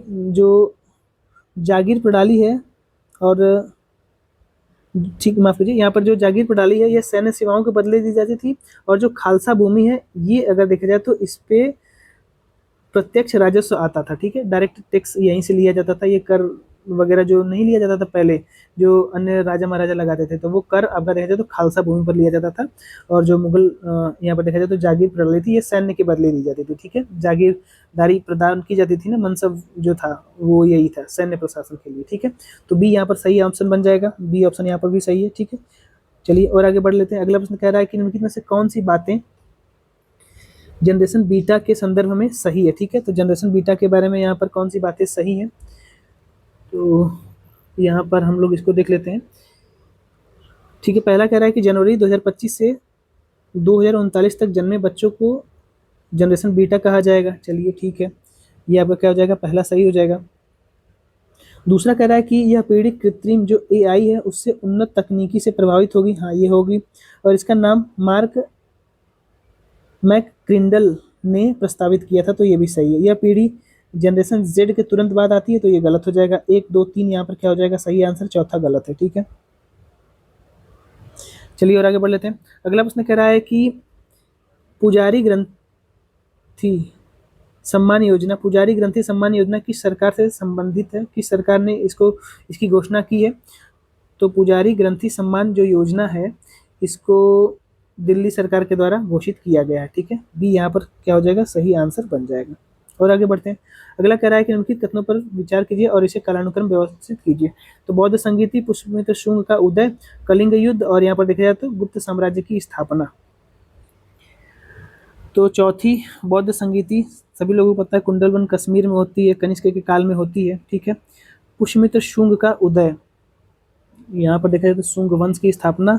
और कलिंग युद्ध, तो कलिंग युद्ध तो अशोक देखा जाए तो अपने 13वें वर्ष कर मतलब कि कलिंग युद्ध के बारे में अशोक ने कलिंग पर आक्रमण किया था, तो उसके बारे में है ये। देखा जाए तो यहाँ पे अरेंज करना है इसको ना, तो चलिए करते हैं। देखिए सबसे पहले अगर यहाँ पर देखा जाए तो सबसे पहले कलिंग युद्ध होगा, ठीक है, एक पे ये चला जाएगा। फिर उसके बाद पुष्यमित्र शुंग का उदय होता है, ठीक है, शुंग वंश की उदय हो जाता है यहाँ पर कलिंग युद्ध के बाद। फिर कुंडलवन कश्मीर में चौथी बौद्ध संगीति होती है, तो ये तीसरे पर आ जाएगा। फिर गुप्त साम्राज्य की स्थापना सबसे आखिरी में होती है, तो ये चौथे पर जाएगा। ठीक है, तो चार तो सबसे आखिरी में, यहाँ पर चारों ऑप्शन में दे रखा है, तो यहाँ से तो ऑप्शन निकलेगा नहीं। अगर आप लोगों को पता होगा कि कलिंग युद्ध अशोक के समय में हुआ था, सबसे पहले हुआ था, तो 3 सबसे पहले अगर लगा दें तो ये ऑप्शन तो 2 निकल जाएंगे। ठीक है, कलिंग युद्ध के बाद यहाँ पे पुष्यमित्र शुंग का उदय होता है, तो 3 के बाद 2 आ जाएगा। तो यहाँ पर अगर आप लोग निकालना चाहें थोड़ा सा, तो ए निकल आएगा। ठीक है, ए निकल आएगा, ए इसका सही आंसर भी बन जाएगा। चलिए और आगे बढ़ते हैं। अगला प्रश्न कह रहा है कि मौर्यकालीन प्रशासन अत्यधिक केंद्रीकृत था। मौर्य प्रशासन अत्यधिक केंद्रीकृत था। ठीक है, और इसका कारण ये बता रहा है कि अशोक के शिलालेख में स्थानीय स्वशासन का उल्लेख देखने को मिलता है। स्वशासी स्थानीय स्वशासन का उल्लेख अशोक के शिलालेख में देखने को मिलता है। अगर हम लोग ये ऑप्शन देखें तो ये गलत हो जाएगा। ठीक है, केवल पहला सही है, दूसरा वाला गलत है। इस प्रकार अगर हम लोग देखें तो कथन सही है, कारण गलत है।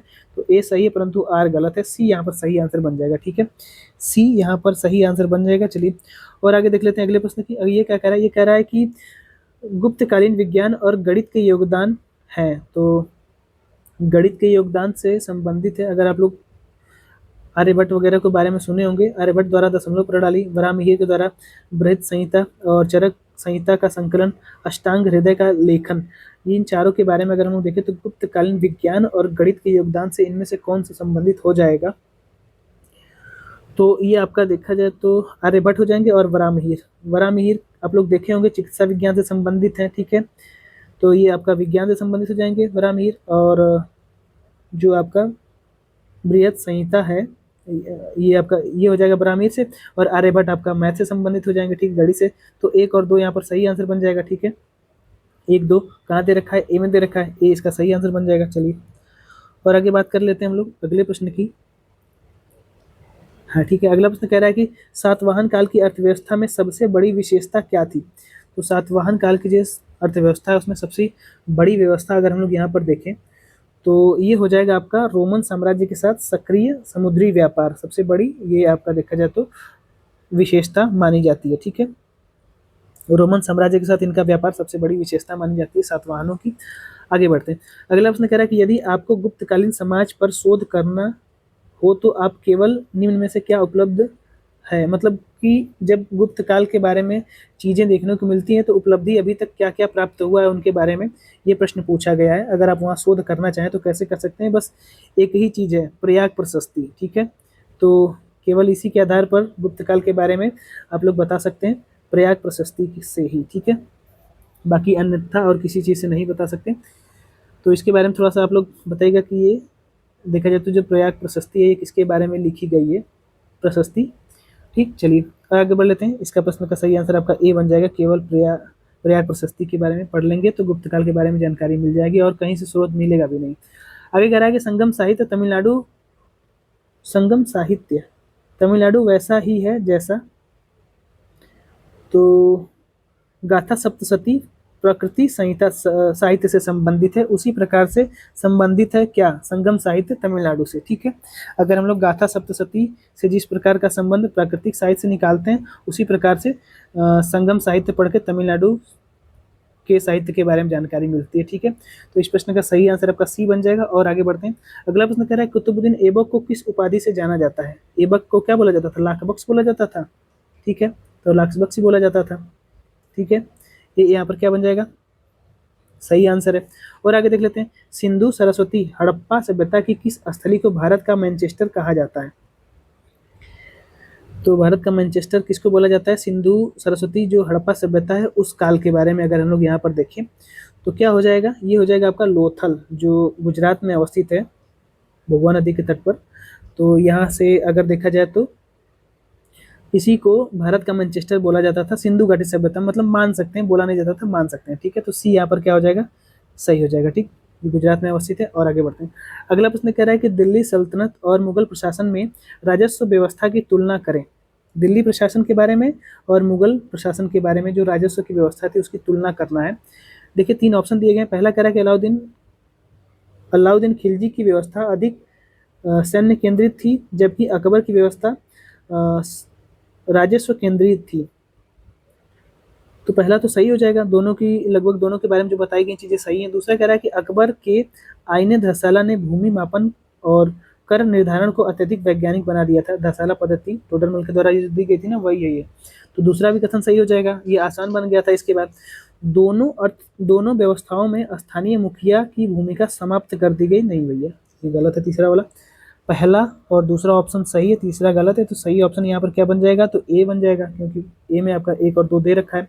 और आगे बढ़ते हैं। शेर शाह सूरी की प्रशासनिक नीति का सबसे दीर्घकालिक जो प्रभाव है भारतीय इतिहास पर क्या रहा है। शेर शाह सूरी का जो समय रहा है, इनका प्रशासन रहा है, तो भारत के इतिहास में दीर्घकालिक प्रभाव पड़ा है ना, तो वो क्या दिखाई देता है अभी तक। अगर हम लोग इसको देखें तो जो आपका भूमि राजस्व और इसकी मापन की निर्धारण पद्धति है ना, वही अभी तक चलती आ रही है। ठीक है, जो विश्वा सुने होंगे आप लोग, बीघा सुने होंगे, वो तभी से चली आ रही है, शेर शाह सूरी के समय से ही। ठीक है,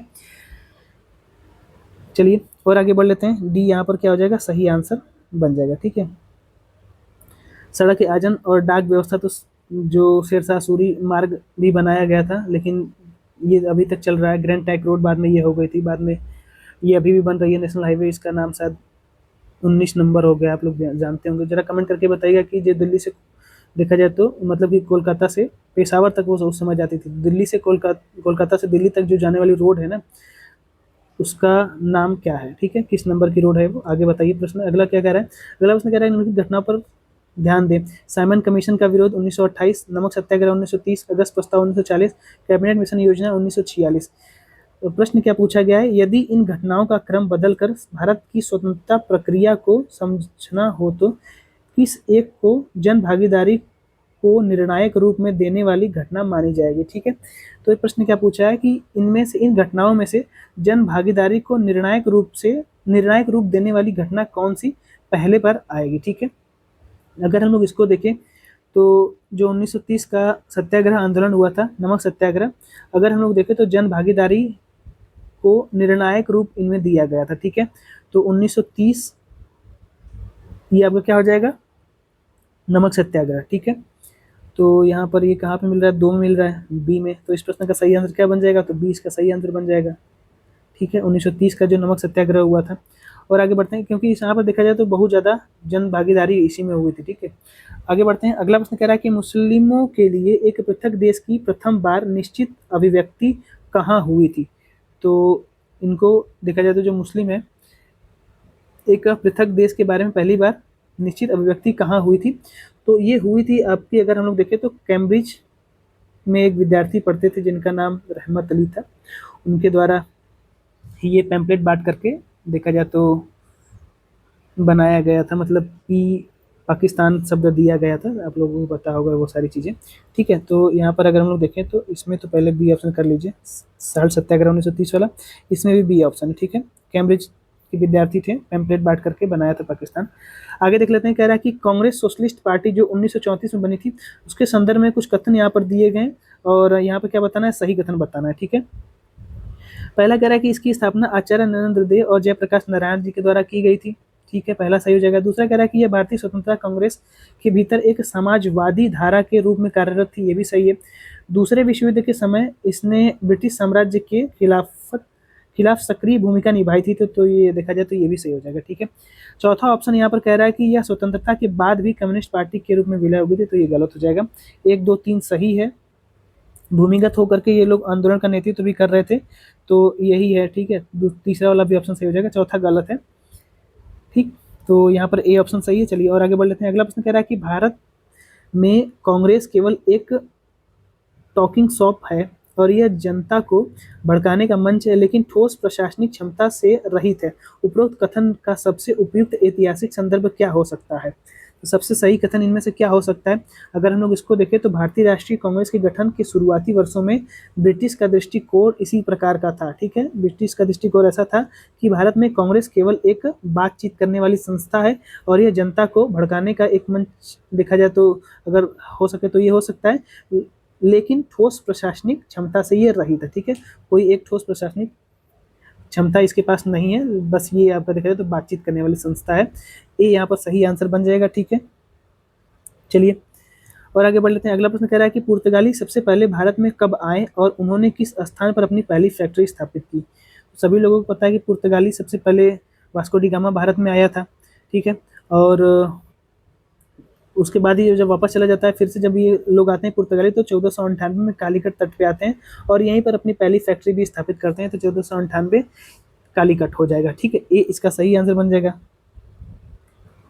ये इसका सही आंसर बन जाएगा। चलिए और आगे बढ़ते हैं। अगला प्रश्न कह रहा है कि भारत का मानसून ट्रफ सामान्यतः किस स्थान के समीप से गुजरता है। तो भारत का मानसून किस स्थान के समीप से गुजरता है, देखिए सामान्यतः किस स्थान के समीप से गुजरता है, तो ये आपका देखा जाए तो गंगानगर, इलाहाबाद, पटना और कोलकाता। तो ये इसका सही आंसर बन जाएगा। गंगानगर जो कि राजस्थान में है, आप लोगों को पता है, फिर उसके बाद इलाहाबाद यूपी में, पटना बिहार, फिर कोलकाता, ये ऐसे ही चलता है, ठीक है। जो भारत का मानसून ट्रफ है, ट्रफ कहने का मतलब ये जो लौट, मतलब कि देखा जाए तो लौटता हुआ मानसून इसको मान सकते हैं, या फिर पश्चिमी विक्षोभ भी मान सकते हैं। ये पश्चिम से आता है, थोड़ी सी बरसात अगर देखा जाए तो राजस्थान वाले एरिया में करता है, महावट इसको बोला जाता है। तो ये गेहूं की फसल के लिए थोड़ा उपजाऊ होता, मतलब जरूरी होता है, और ये ठंडियों के समय में होता है, सब आप लोगों को पता होगा। ये यहाँ पर क्या बन जाएगा, तो सही आंसर बन जाएगा। और आगे देख लेते हैं, भारत में मानसून की भविष्यवाणी में कठिनाई किस कारण होती है। तो भारत की मानसून की भविष्यवाणी में कठिनाई किस कारण से होती है, अगर हम लोग इसको देखें तो एल नीनो और लालीना की अनिश्चितता, ठीक है, ये सही हो जाएगा। और भारतीय महासागर डाइपोल का प्रभाव, ये भी भारत के मानसून पर प्रभावित करता है, ठीक है। इंडियन ओशनिक जो डाइपोल वाला सिस्टम है, ये भी भारत के मानसून को प्रभावित करता है। एल नीनो चाहे लालीना आ जाएगा तभी इसको प्रभावित करेगा। पश्चिमी विक्षोभ का हस्तक्षेप, देखा जाए तो ठंडियों में बरसात हो जाती है, ये भी हो जाएगा। सभी सही है, डी यहाँ पर क्या बन जाएगा, तो सही आंसर बन जाएगा, डी सही आंसर है। और आगे बढ़ते हैं, अगला प्रश्न देख लीजिए क्या कह रहा है। भारत में लाल मिट्टी का सबसे अधिक क्षेत्र निम्नलिखित में से किस राज्य में पाया जाता है। तो लाल मिट्टी कहाँ पाई जाएगी, अगर हम लोग देखें तो बहुत आसान सा प्रश्न है। ये दक्षिण भारत के तमिलनाडु वाले एरिया में सबसे अधिक लाल मिट्टी पाई जाएगी, ठीक है। किस फसल के लिए ज़्यादा जरूरी होती है, जरा आप लोग कमेंट करिएगा। अगला प्रश्न कह रहा है, निम्नलिखित पर्वत चोटियों को उनकी ऊंचाई के साथ घटते क्रम में व्यवस्थित कीजिए। तो नंदा देवी, कंचनजंगा, कामेत और धौलागिरी।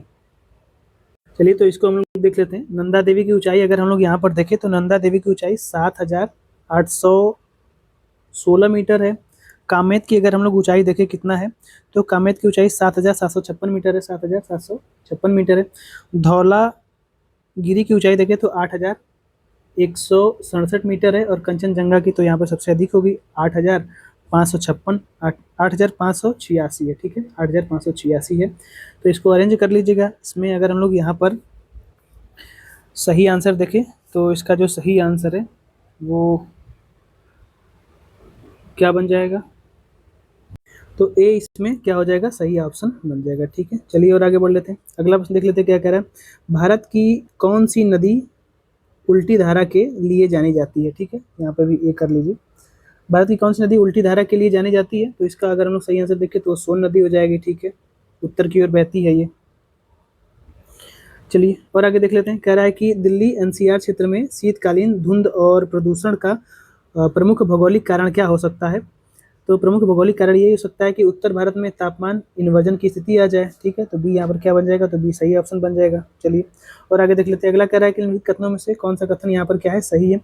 पहला कह रहा है कि अमेजन नदी का जल प्रवाह विश्व में सर्वाधिक है। नील नदी की लंबाई अमेजन से अधिक है, ये तो सही हो जाएगा। यांगसी नदी एशिया की सबसे लंबी नदी है, यांगसी नदी एशिया की सबसे लंबी नदी है, तो ये भी सही है, ये तीसरा ऑप्शन है।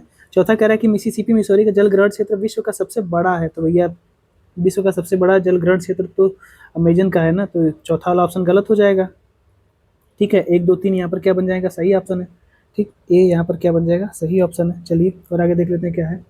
चलिए अगला जो प्रश्न उसको देख लीजिए। कह रहा है कि निम्न को कालानुक्रम व्यवस्थित कीजिए। मैगलेन का विश्व परिक्रमण अभियान, कोलंबस के द्वारा भारत की अमेरिका की खोज, वास्को दी गामा का भारत में आगमन और कैप्टन कुक की खोज यात्राएं। अगर हम लोग यहाँ पर अरेंज करना चाहें इसको तो चलिए तो इसमें देख लेते हैं। मैगलेन का जो विश्व परिभ्रमण अभियान है, ये आपका 1519 से 22 के मध्य में हुआ था। 1519 से 22 के मध्य, ये किसको याद होगा भैया, कोलंबस के द्वारा अमेरिका की खोज, ये तो पता ही होगा। 1492 में है, कब है ये, तो 1492 में है, ठीक है। ठीक है। और वास्को दी गामा के द्वारा भारत की खोज तो 1498, और कैप्टन कुक के द्वारा यहाँ पर देखा जाए तो ये आपका विश्व की खोज की गई थी, मतलब ये कैप्टन कुक के द्वारा खोज यात्राएं प्रारंभ की गई थी 1768 में। कब की गई थी? तो 1768 में की गई थी, 1768 से लेकर 1779 तक। ठीक है, तो इस चीज़ को ध्यान रख लीजिएगा। इन्होंने सबसे पहले ऑस्ट्रेलिया की, फिर उसके बाद अगर देखा जाए तो न्यूजीलैंड वगैरह की खोज कर दी थी। तो यहाँ पर इस प्रश्न का सही आंसर हम लोग देख लेते हैं क्या हो जाएगा। तो इस प्रश्न का सही आंसर आपका ए बन जाएगा। ठीक है, चलिए यहाँ पर आपका डेट अरेंज हो गया। और आगे देख लेते हैं अगला प्रश्न क्या कह रहा है। यदि पृथ्वी का झुकाव वर्तमान में 22.5 डिग्री से घट करके 0 डिग्री हो जाए तो क्या होगा? तो देखा जाए तो जो प्रकाश सीधे यहाँ पे पड़ते थे, और ये जो प्रकाश है सूरज का, वो आपका 23.5 डिग्री ऊपर और नीचे जाता था, तो वो रुक के एक जगह हो जाएगा। ठीक है, एक जगह हो जाएगा। चलिए देख लेते हैं अब इसमें क्या प्रभाव पड़ेगा।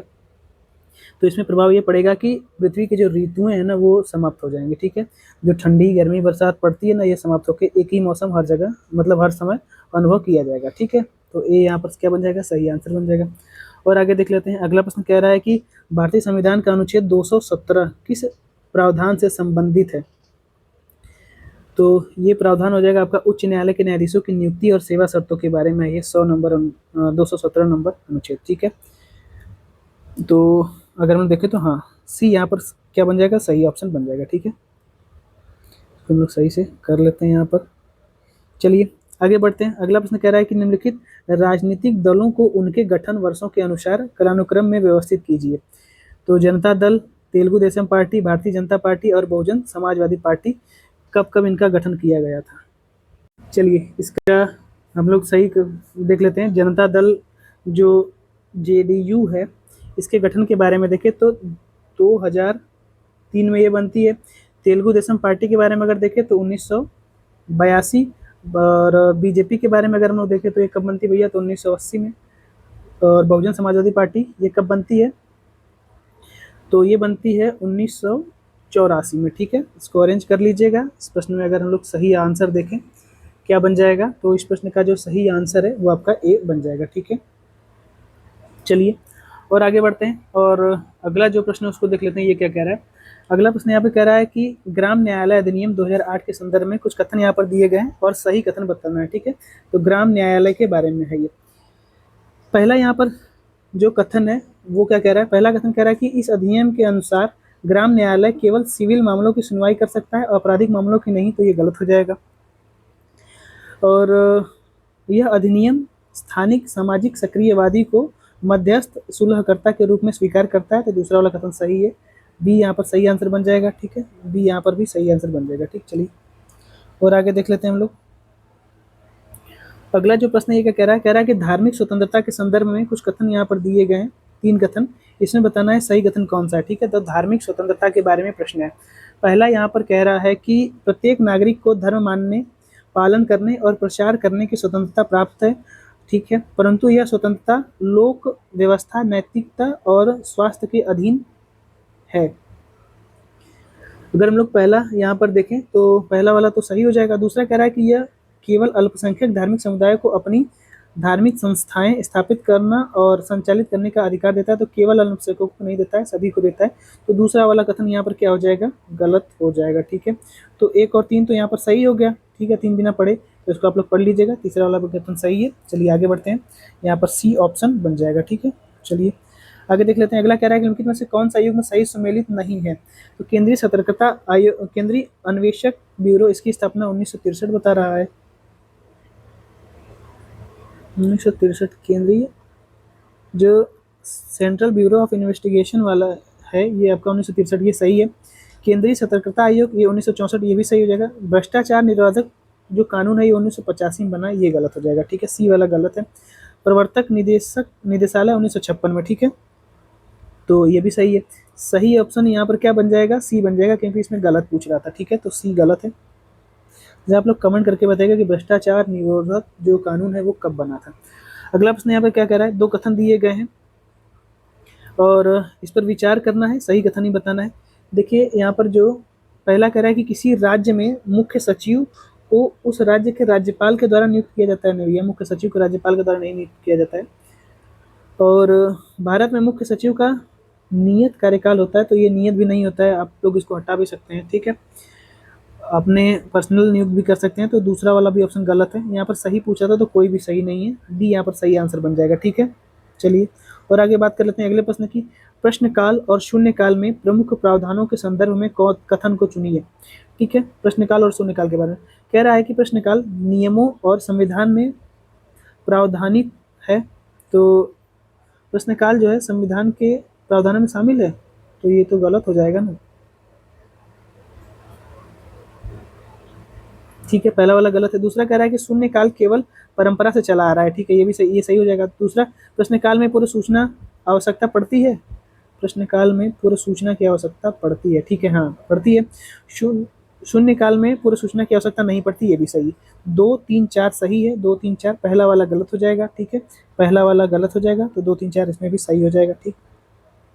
चलिए और आगे बात कर लेते हैं। 42वां संविधान संशोधन 1976 में जो हुआ था, उसमें क्या क्या चीज़ें जोड़ी गई थी, तो इसको हम लोगों ने एक बार अपने चैनल पे एक पोस्ट किया था टेलीग्राम पे, आप लोग अगर जुड़े होंगे तो वहाँ देखेंगे, यहाँ से अगर वो प्रश्न देखेंगे तो सीधे सीधे क्लियर हो जाएगा, ठीक है। इस प्रश्न को अगर हम लोग यहाँ पर देखें तो न्याय के अवसरों में समानता और निःशुल्क विधिक सहायता, तो ये अनुच्छेद 39 है, ठीक है।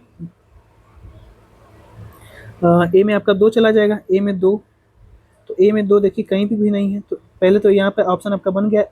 बी में देख लेते हैं, 1 हो जाएगा। उद्योगों और श्रमिकों की भागीदारी के लिए पर्यावरण के लिए आपका 48 का जोड़ा गया था, और बच्चों के लिए स्वास्थ्य विकास 39 एफ है ये, ठीक है, तो ए ऑप्शन यहाँ पे भी बन गया, ठीक। चलिए आगे बात कर लेते हैं अगले प्रश्न की। कह रहा है कि निम्नलिखित कथनों पर विचार कीजिए।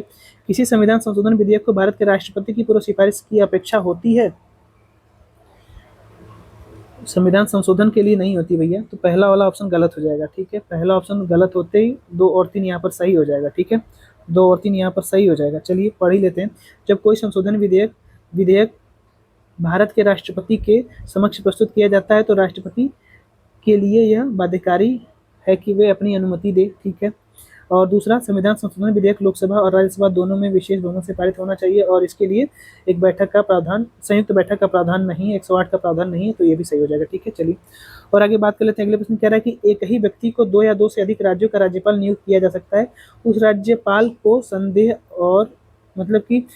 और भत्ते प्राप्त होंगे, तो दोनों राज्यपाल मिल करके देंगे, मतलब दोनों राज्य मिल करके देंगे, ऐसा नियुक्त हो सकता है। तो यहाँ पर अगर हम लोग देखें तो इस प्रश्न का सही आंसर क्या हो जाएगा, इसे दोनों के बीच में आवंटित किया जाएगा, जैसा राष्ट्रपति भी आदेश दे सकता है, बाकी दोनों राज्य दे सकते हैं, ठीक है। डी यहाँ पर सही आंसर बन जाएगा। और आगे देखते हैं अगले प्रश्न की। निम्नलिखित राज्यों में से किसमें 72वां संविधान संशोधन अधिनियम 1992 पंचायती राज लागू होता है? तो पंचायती राज किसमें लागू होता है ना, अच्छा देखिए, पूर्वी भारत में जो जनसंख्या है ना गांव की, वहाँ पे छोटे, मतलब कि अगर टोटल देखें तो 20 लाख से अगर कम जनसंख्या जिस जगह पे होगी, जिस मतलब कि जिस राज्य में होगी, वहाँ पर अगर चाहे तो पंचायती राज व्यवस्था लागू कर सकते हैं। चाहे तो मतलब देखिए, त्रिस्तरीय 2 स्तरीय हो जाएगा, तो त्रिस्तरीय कर सकते हैं, 2 स्तरीय भी कर सकते हैं, अगर 20 लाख से कम जनसंख्या जहाँ पे रहेगी वहाँ के बारे में। लेकिन ये जो प्रश्न पूछा गया है, ये प्रश्न ये नहीं है। प्रश्न ये पूछा गया है कि जो पंचायती राज व्यवस्था है 1992 वाली, वो पूर्वी भारत के किस क्षेत्रों पर लागू होगी। तो देखिए, ये जो है ना पंचायती राज, ये जनजातीय एरिया पर चाहे तो लागू हो सकती है, चाहे तो लागू नहीं हो सकती है। तो अगर हम लोग देखें तो पूर्वी भारत में जो जनजातीय एरिया है वहाँ पर लागू नहीं होगी, लेकिन ये असम में लागू होती है, ठीक है। तो यही पूछ रहा है प्रश्न कि ये कहाँ पे लागू हो सकती है, तो अप्लाई हो सकती है कहाँ पे, तो असम में ये अप्लाई हो सकती है। डी यहाँ पर सत्य आंसर बन जाएगा, ठीक है। चलिए ये समझ में आ गया होगा। आगे बढ़ते हैं अगले प्रश्न की। कह रहा है कि हाल ही में प्रस्तुत 130वां संविधान संशोधन विधेयक 2025 किससे संबंधित है? कौन सा 130वां संविधान संशोधन 2025 में जो हुआ था, ये किससे संबंधित है? तो ये संबंधित है, आपके देखा जाए तो प्रधानमंत्री एवं मुख्यमंत्री के पद को रिक्त माना जाएगा यदि वे 30 दिन से अधिक न्यायिक हिरासत में रहेंगे। तो अभी इसी के लिए बवाल भी चल रहा है, देखेंगे तो इस समय देखा जाए तो अभी इसी के लिए बवाल भी हो रहा है, और ये 30 दिन से अधिक न्यायिक हिरासत में रह जाएंगे तो उनका मुख्यमंत्री का जो पद है वो समाप्त हो जाएगा, ठीक। चलिए आगे कह रहा है कि भारत में मौद्रिक नीति जो मॉनेटरी पॉलिसी है उसके प्रमुख उपकरण कौन से हैं? तो इसके प्रमुख उपकरण अगर हम लोग देखें तो नगद आरक्षित जो CRR है और रेपो दर है, ठीक है। रेपो रेट और नगद आरक्षित अनुपात CRR, 1 और 3 हो जाएगा, ये 3 है, ठीक है। 1 और 3 यहाँ पर क्या दे रखा है, ए में दे रखा है, 1 और 3 ए में दे रखा है, ठीक। चलिए और आगे बात कर लेते हैं। अगले प्रश्न कह रहा है कि भारत का कौन सा राज्य सर्वाधिक प्रत्यक्ष विदेशी निवेश प्राप्त करता है। तो ये हो जाएगा आपका महाराष्ट्र सबसे अधिक विदेशी निवेश प्राप्त करता है भारत में।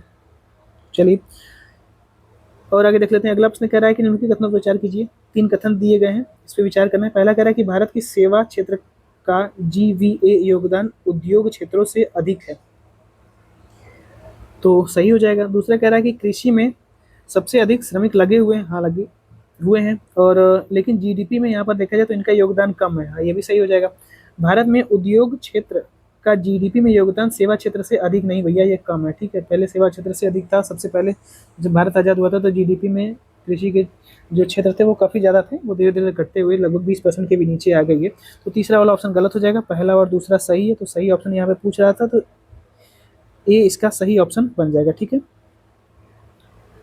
चलिए और आगे देख लेते हैं। अगला प्रश्न कह रहा है कि अगर भारत में रुपया डॉलर के मुकाबले तेजी से कमजोर हो जाए तो कौन से प्रभाव दिखाई देंगे। तो प्रभाव ये पड़ेगा कि निर्यात प्रतिस्पर्धा बढ़ जाएगी, ठीक है, आयात क्या हो जाएंगे तो महंगे हो जाएंगे, और मुद्रास्फीति बढ़ जाएगी, चालू खाता घाटा कम होगा, नहीं ये अधिक होगा। तो 1, 2 और 4 यहाँ पर सही आंसर बन जाएगा, ठीक है। और आगे बात कर लेते हैं गुलाबी क्रांति के बारे में। तो पिंक रिवॉल्यूशन जो है उस किससे संबंधित है, तो ये आपका देखा जाए तो झींगा और मान से संबंधित हो जाएगा, सभी लोग पढ़े होंगे, बी यहाँ पर सही आंसर हो जाएगा, ठीक। और आगे बात कर लेते हैं। अगले प्रश्न कह रहा है कि आधुनिक पारिस्थितिकी जैव ऊर्जात्मक दृष्टिकोण क्या है। तो ये हो जाएगा आपका जीवित प्राणियों के बीच खाद्य संबंधों में समानताओं और विभिन्नताओं का अध्ययन तथा उनके जीवन को सहारा देने वाले विभिन्न प्रकार के ऊर्जा अध्ययन, ठीक है। ये यहाँ पर क्या बन जाएगा, तो सही ऑप्शन बन जाएगा, ठीक। चलिए और आगे बात कर लेते हैं। अगले प्रश्न कह रहा है निम्नलिखित में से कौन सा एक नेशनल पार्क इसलिए अनूठा है कि वह एक पुलवाम वनस्पति से युक्त अनूप जो स्वयं वन होते हैं होने के कारण समृद्ध जैव विविधता को बढ़ावा देता है। तो यहाँ पर अगर देखा जाए तो स्वयं वनस्पति कहाँ पाई जाएगी, जहाँ पे दलदल वगैरह होगा। तो इसको अगर हम लोग यहाँ पर देखें कहाँ पे होगा, तो केबू लामजाओ का जो पार्क है वहीं पर, ठीक है, ये तैरता हुआ पार्क है। अब अगर प्रश्न को नहीं समझ पा रहे हैं तो स्वयं वनस्पति कहाँ पाई जाएगी, दलदली वनस्पति, तो यहीं केवल लामजाओ में पाई जाती है, तो बी यहाँ पर सही आंसर निकाल सकते हैं। और आगे बढ़ते हैं हम लोग अगले प्रश्न पे। अगला प्रश्न कह रहा है कि निम्नलिखित में से कौन सा अनवीकरणीय जो नॉन रिन्यूएबल ऊर्जा का स्रोत नहीं है, जो फिर से नहीं बनाया जा सकता। तो कोयला, तेल, सूर्य का प्रकाश और परमाणु ईंधन, इनमें से क्या देखा जाए तो अनवीकरणीय स्रोत नहीं है, नहीं है। तो यहाँ पर आपका क्या हो जाएगा, सनलाइट, सी यहाँ पर सही आंसर बन जाएगा, ठीक है। सूर्य का प्रकाश अनवीकरणीय का स्रोत देखा जाए तो नवीकरणीय नहीं, अनवीकरणीय का स्रोत नहीं है, ठीक है। तो ये तो है सब, लेकिन ये सूर्य का प्रकाश नहीं है, ठीक है। तो सी यहाँ पर क्या बन जाएगा, तो सही आंसर बन जाएगा। चलिए और आगे बात कर लेते हैं। बेकेलाइट निम्नलिखित में से संघनन से बनता है। बेकेलाइट कैसे बनता है भैया, तो बेकेलाइट बनता है आपका फिनॉल तथा फॉर्मल्डिहाइड से, ठीक है। तो बी यहाँ पर सत्य आंसर बन जाएगा, ठीक। और आगे देखें, निम्नलिखित कथनों पर विचार कीजिए। यदि केशिकत्व जो कैपिलरी होती है उसकी परिघटना नहीं होती है, कहाँ पे नहीं होती है, देखिए केरोसिन जो द्वीप होता है, जो आप देखे होंगे दिया, ठीक है, दीप का उपयोग मुश्किल से हो जाता है। अगर हम लोग देखें तो इसमें कैपिलरी एक्शन होता है, ठीक है। पूछे कहाँ नहीं होता है, तो इसमें तो होता है। तो ये तो ऑप्शन सही नहीं होगा आपका पहला वाला, मतलब ए यहाँ पर आप लोग निकाल सकते हैं। परिघटना, कैपिलरी की परिघटना नहीं होती है ना, केरोसिन दीप का उपयोग मुश्किल हो जाता है, नहीं भैया मुश्किल नहीं भैया आसान हो जाता है, ठीक है। तो ये आपका क्या हो जाएगा, सही हो जाएगा। कोई मृदु पेय का उपयोग करने के लिए स्ट्रॉ का प्रयोग नहीं कर पाता, तो ये भी आपका क्या हो जाएगा, सही हो जाएगा। तीसरा ऑप्शन इसमें कह रहा है कि स्याही सोख पात्र काम करने में विफल हो जाता है, तो दूसरा वाला तो ऑप्शन गलत होगा ना, दूसरा वाला गलत है, तीसरा सही है। और यहाँ पर देखा जाए तो 1, 3 और 4, 1, 3 और 4 यहाँ पर देखा जाए तो बी ऑप्शन सही होगा, ठीक है।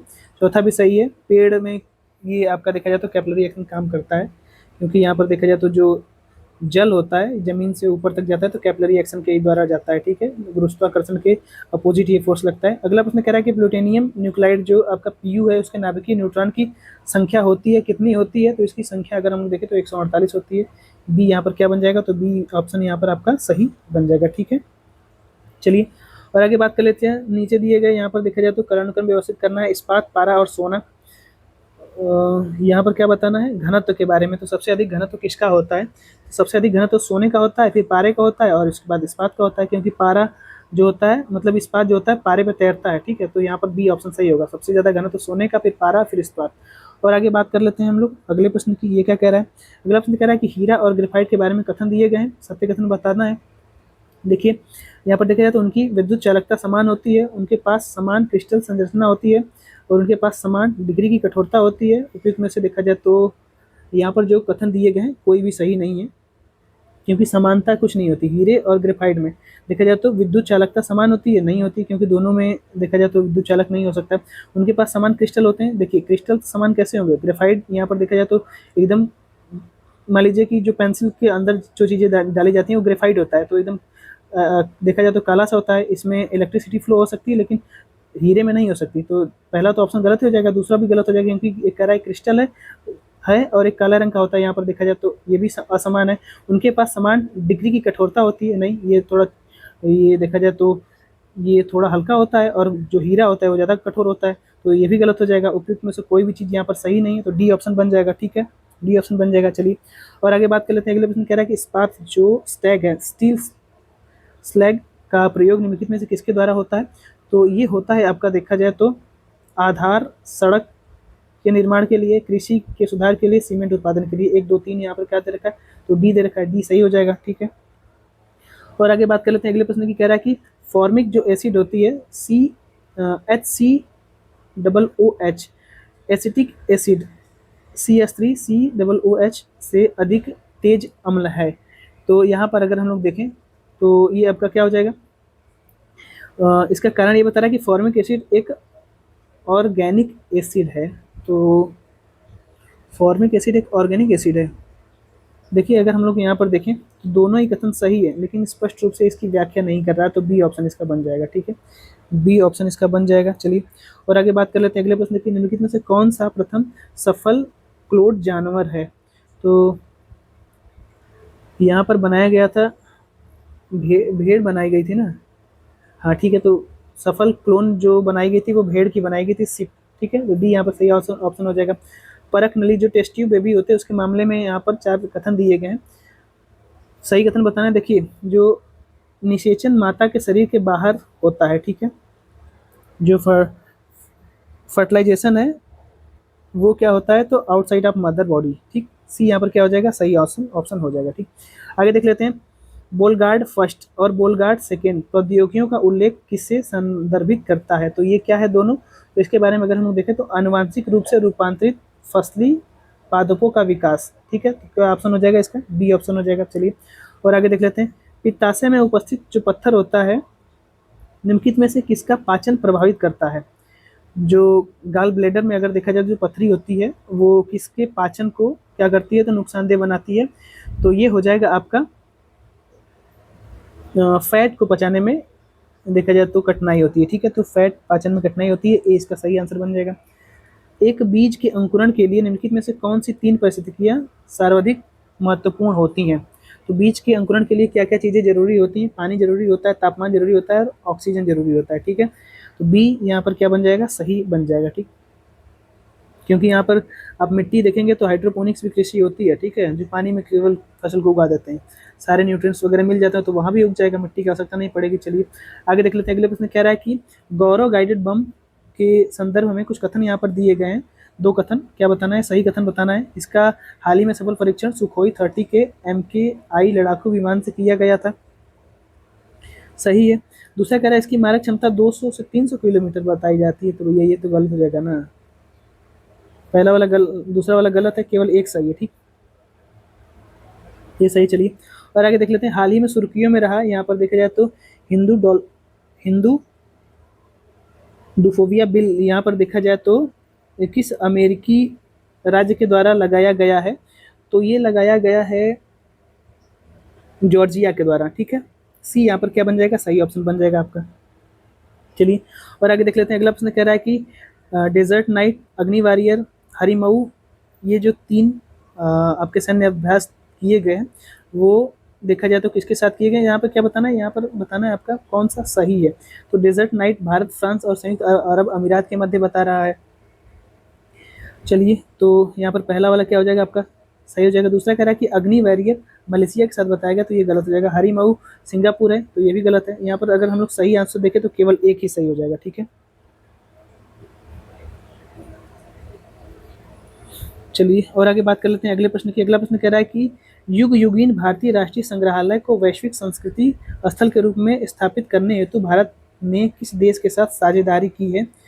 तो ये साझेदारी की गई है फ्रांस के साथ, ठीक है। बी ऑप्शन यहाँ पर क्या हो जाएगा, सही ऑप्शन हो जाएगा। चलिए और आगे बात कर लेते हैं अगले प्रश्न की। कह रहा है कि 7 महाद्वीपों की सबसे ऊंची चोटी पर चढ़ाई करने वाले विश्व के सबसे कम उम्र के पर्वतारोही कौन बन गए हैं। तो ये आपका बन गए हैं काम्या कार्तिकेयन, ठीक है। जरा कमेंट करके बताइएगा कि ये किस राज्य से संबंधित है। और आगे देख लेते हैं अगले प्रश्न को। अगला प्रश्न कह रहा है कि अंतर्राष्ट्रीय ऋण रिपोर्ट, इंटरनेशनल डिबिट रिपोर्ट किस संस्था के द्वारा जारी की जाती है। तो ये जारी किए जाते हैं आपके विश्व बैंक के द्वारा, वर्ल्ड बैंक के द्वारा जारी किया जाता है। बी ऑप्शन यहाँ पर क्या बन जाएगा, तो सही बन जाएगा। चलिए और आगे देख लेते हैं। अगला कह रहा है कि सैयद मोदी अंतर्राष्ट्रीय बैडमिंटन टूर्नामेंट 2024 के संदर्भ में कुछ कथन यहाँ पर दिए गए हैं।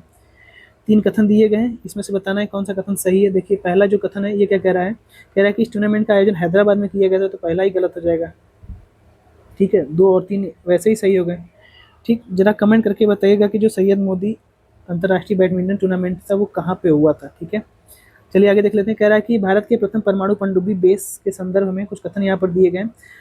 कथन कह रहा है कि भारत 2026 में महाराष्ट्र में अपना पहला समर्पित परमाणु पनडुब्बी बेस INS वर्षा प्रारंभ करने जा रहा है।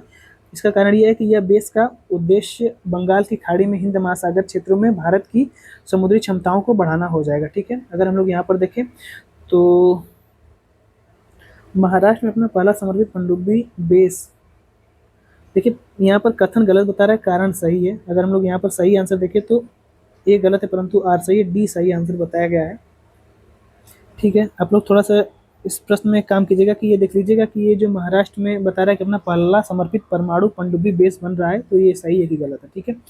आगे देख लेते हैं। अगला प्रश्न कह रहा है कि हाल ही में चर्चा में रहा स्पंज जिसके पिग बेचूरिंग घोटाला के बारे में बात हो रही है, ये किससे संबंधित है। तो ये संबंधित हो जाएगा आपका साइबर फ्रॉड से, ठीक है। सी यहाँ पर क्या बन जाएगा, तो सही ऑप्शन बन जाएगा। और आगे बात करें उत्तर प्रदेश में टीबी मुक्त प्रदेश अभियान के तहत जो निक्षय समित्र बनाया गया है वो किसे बनाया गया है। अगर हम लोग इसको देखें तो ये आपका जो रिटायर्ड IAS IPS अधिकारी वगैरह जो होते हैं उन लोगों को बनाया गया है, ठीक है। टीवी यानी कि इसको निश्चय बोलते हैं सुमित्र, ठीक।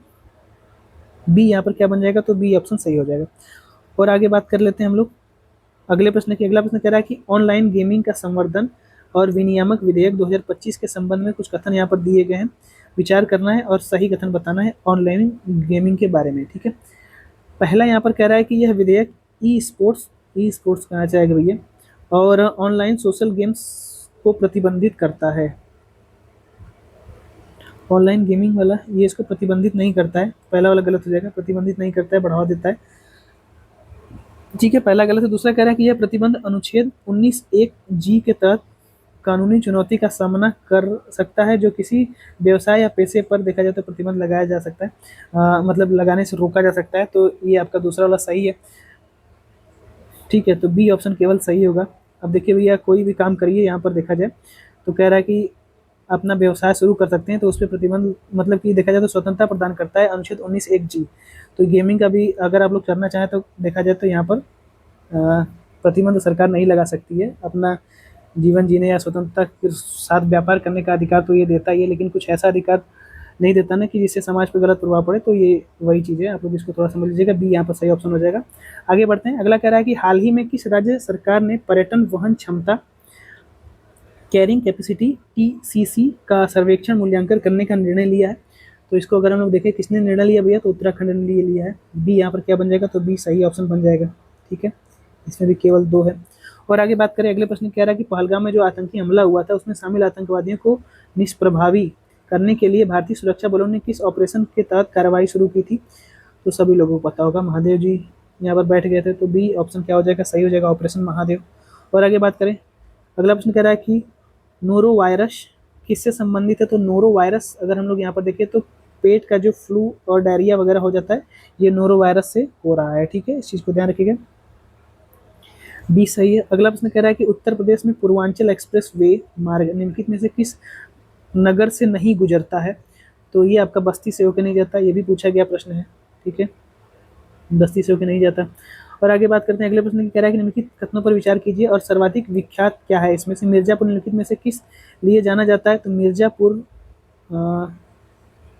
ये जाना जाता है कजरी के लिए ना, तो हाँ ठीक है, ए में तो दे ही रखा है, ठीक है, तो यहाँ पर क्या बन जाएगा, तो सही ऑप्शन बन जाएगा, ठीक। चलिए और आगे बात कर लेते हैं अगले प्रश्न की, कह रहा है कि यदि कोई शोधकर्ता टेराकोटा शिल्प जो है उस पर फील्ड स्टडी करना चाहता है, तो उत्तर प्रदेश के किस जिले में जाएगा, तो टेराकोटा के जो बर्तन है वो कहाँ, मतलब कि टेराकोटा की जो कला है वो आपका गोरख टेराकोटा टेराकोटा की जो कला है गोरखपुर से संबंधित है, ठीक है, ये सही हो जाएगा। टेराकोटा के बारे में अगर अध्ययन करना है तो आपको गोरखपुर जाना पड़ेगा, क्योंकि वहाँ का ये जीआई टैग भी है। जीआई टैग करने का मतलब कि वन डिस्ट्रिक्ट वन प्रोडक्ट में टेराकोटा आता है गोरखपुर से, ठीक है। आगे देख लेते हैं, कृत्रिम बुद्धिमत्ता जो एआई है उसका क्वांटम कंप्यूटिंग के बीच मुख्य अंतर क्या है, तो इसमें मुख्य अंतर अगर हम देखें तो एआई की गणना गति पर आधारित क्वांटम संभावना पर होती है, ठीक है, ये ऑप्शन यहाँ पर सही बन जाएगा।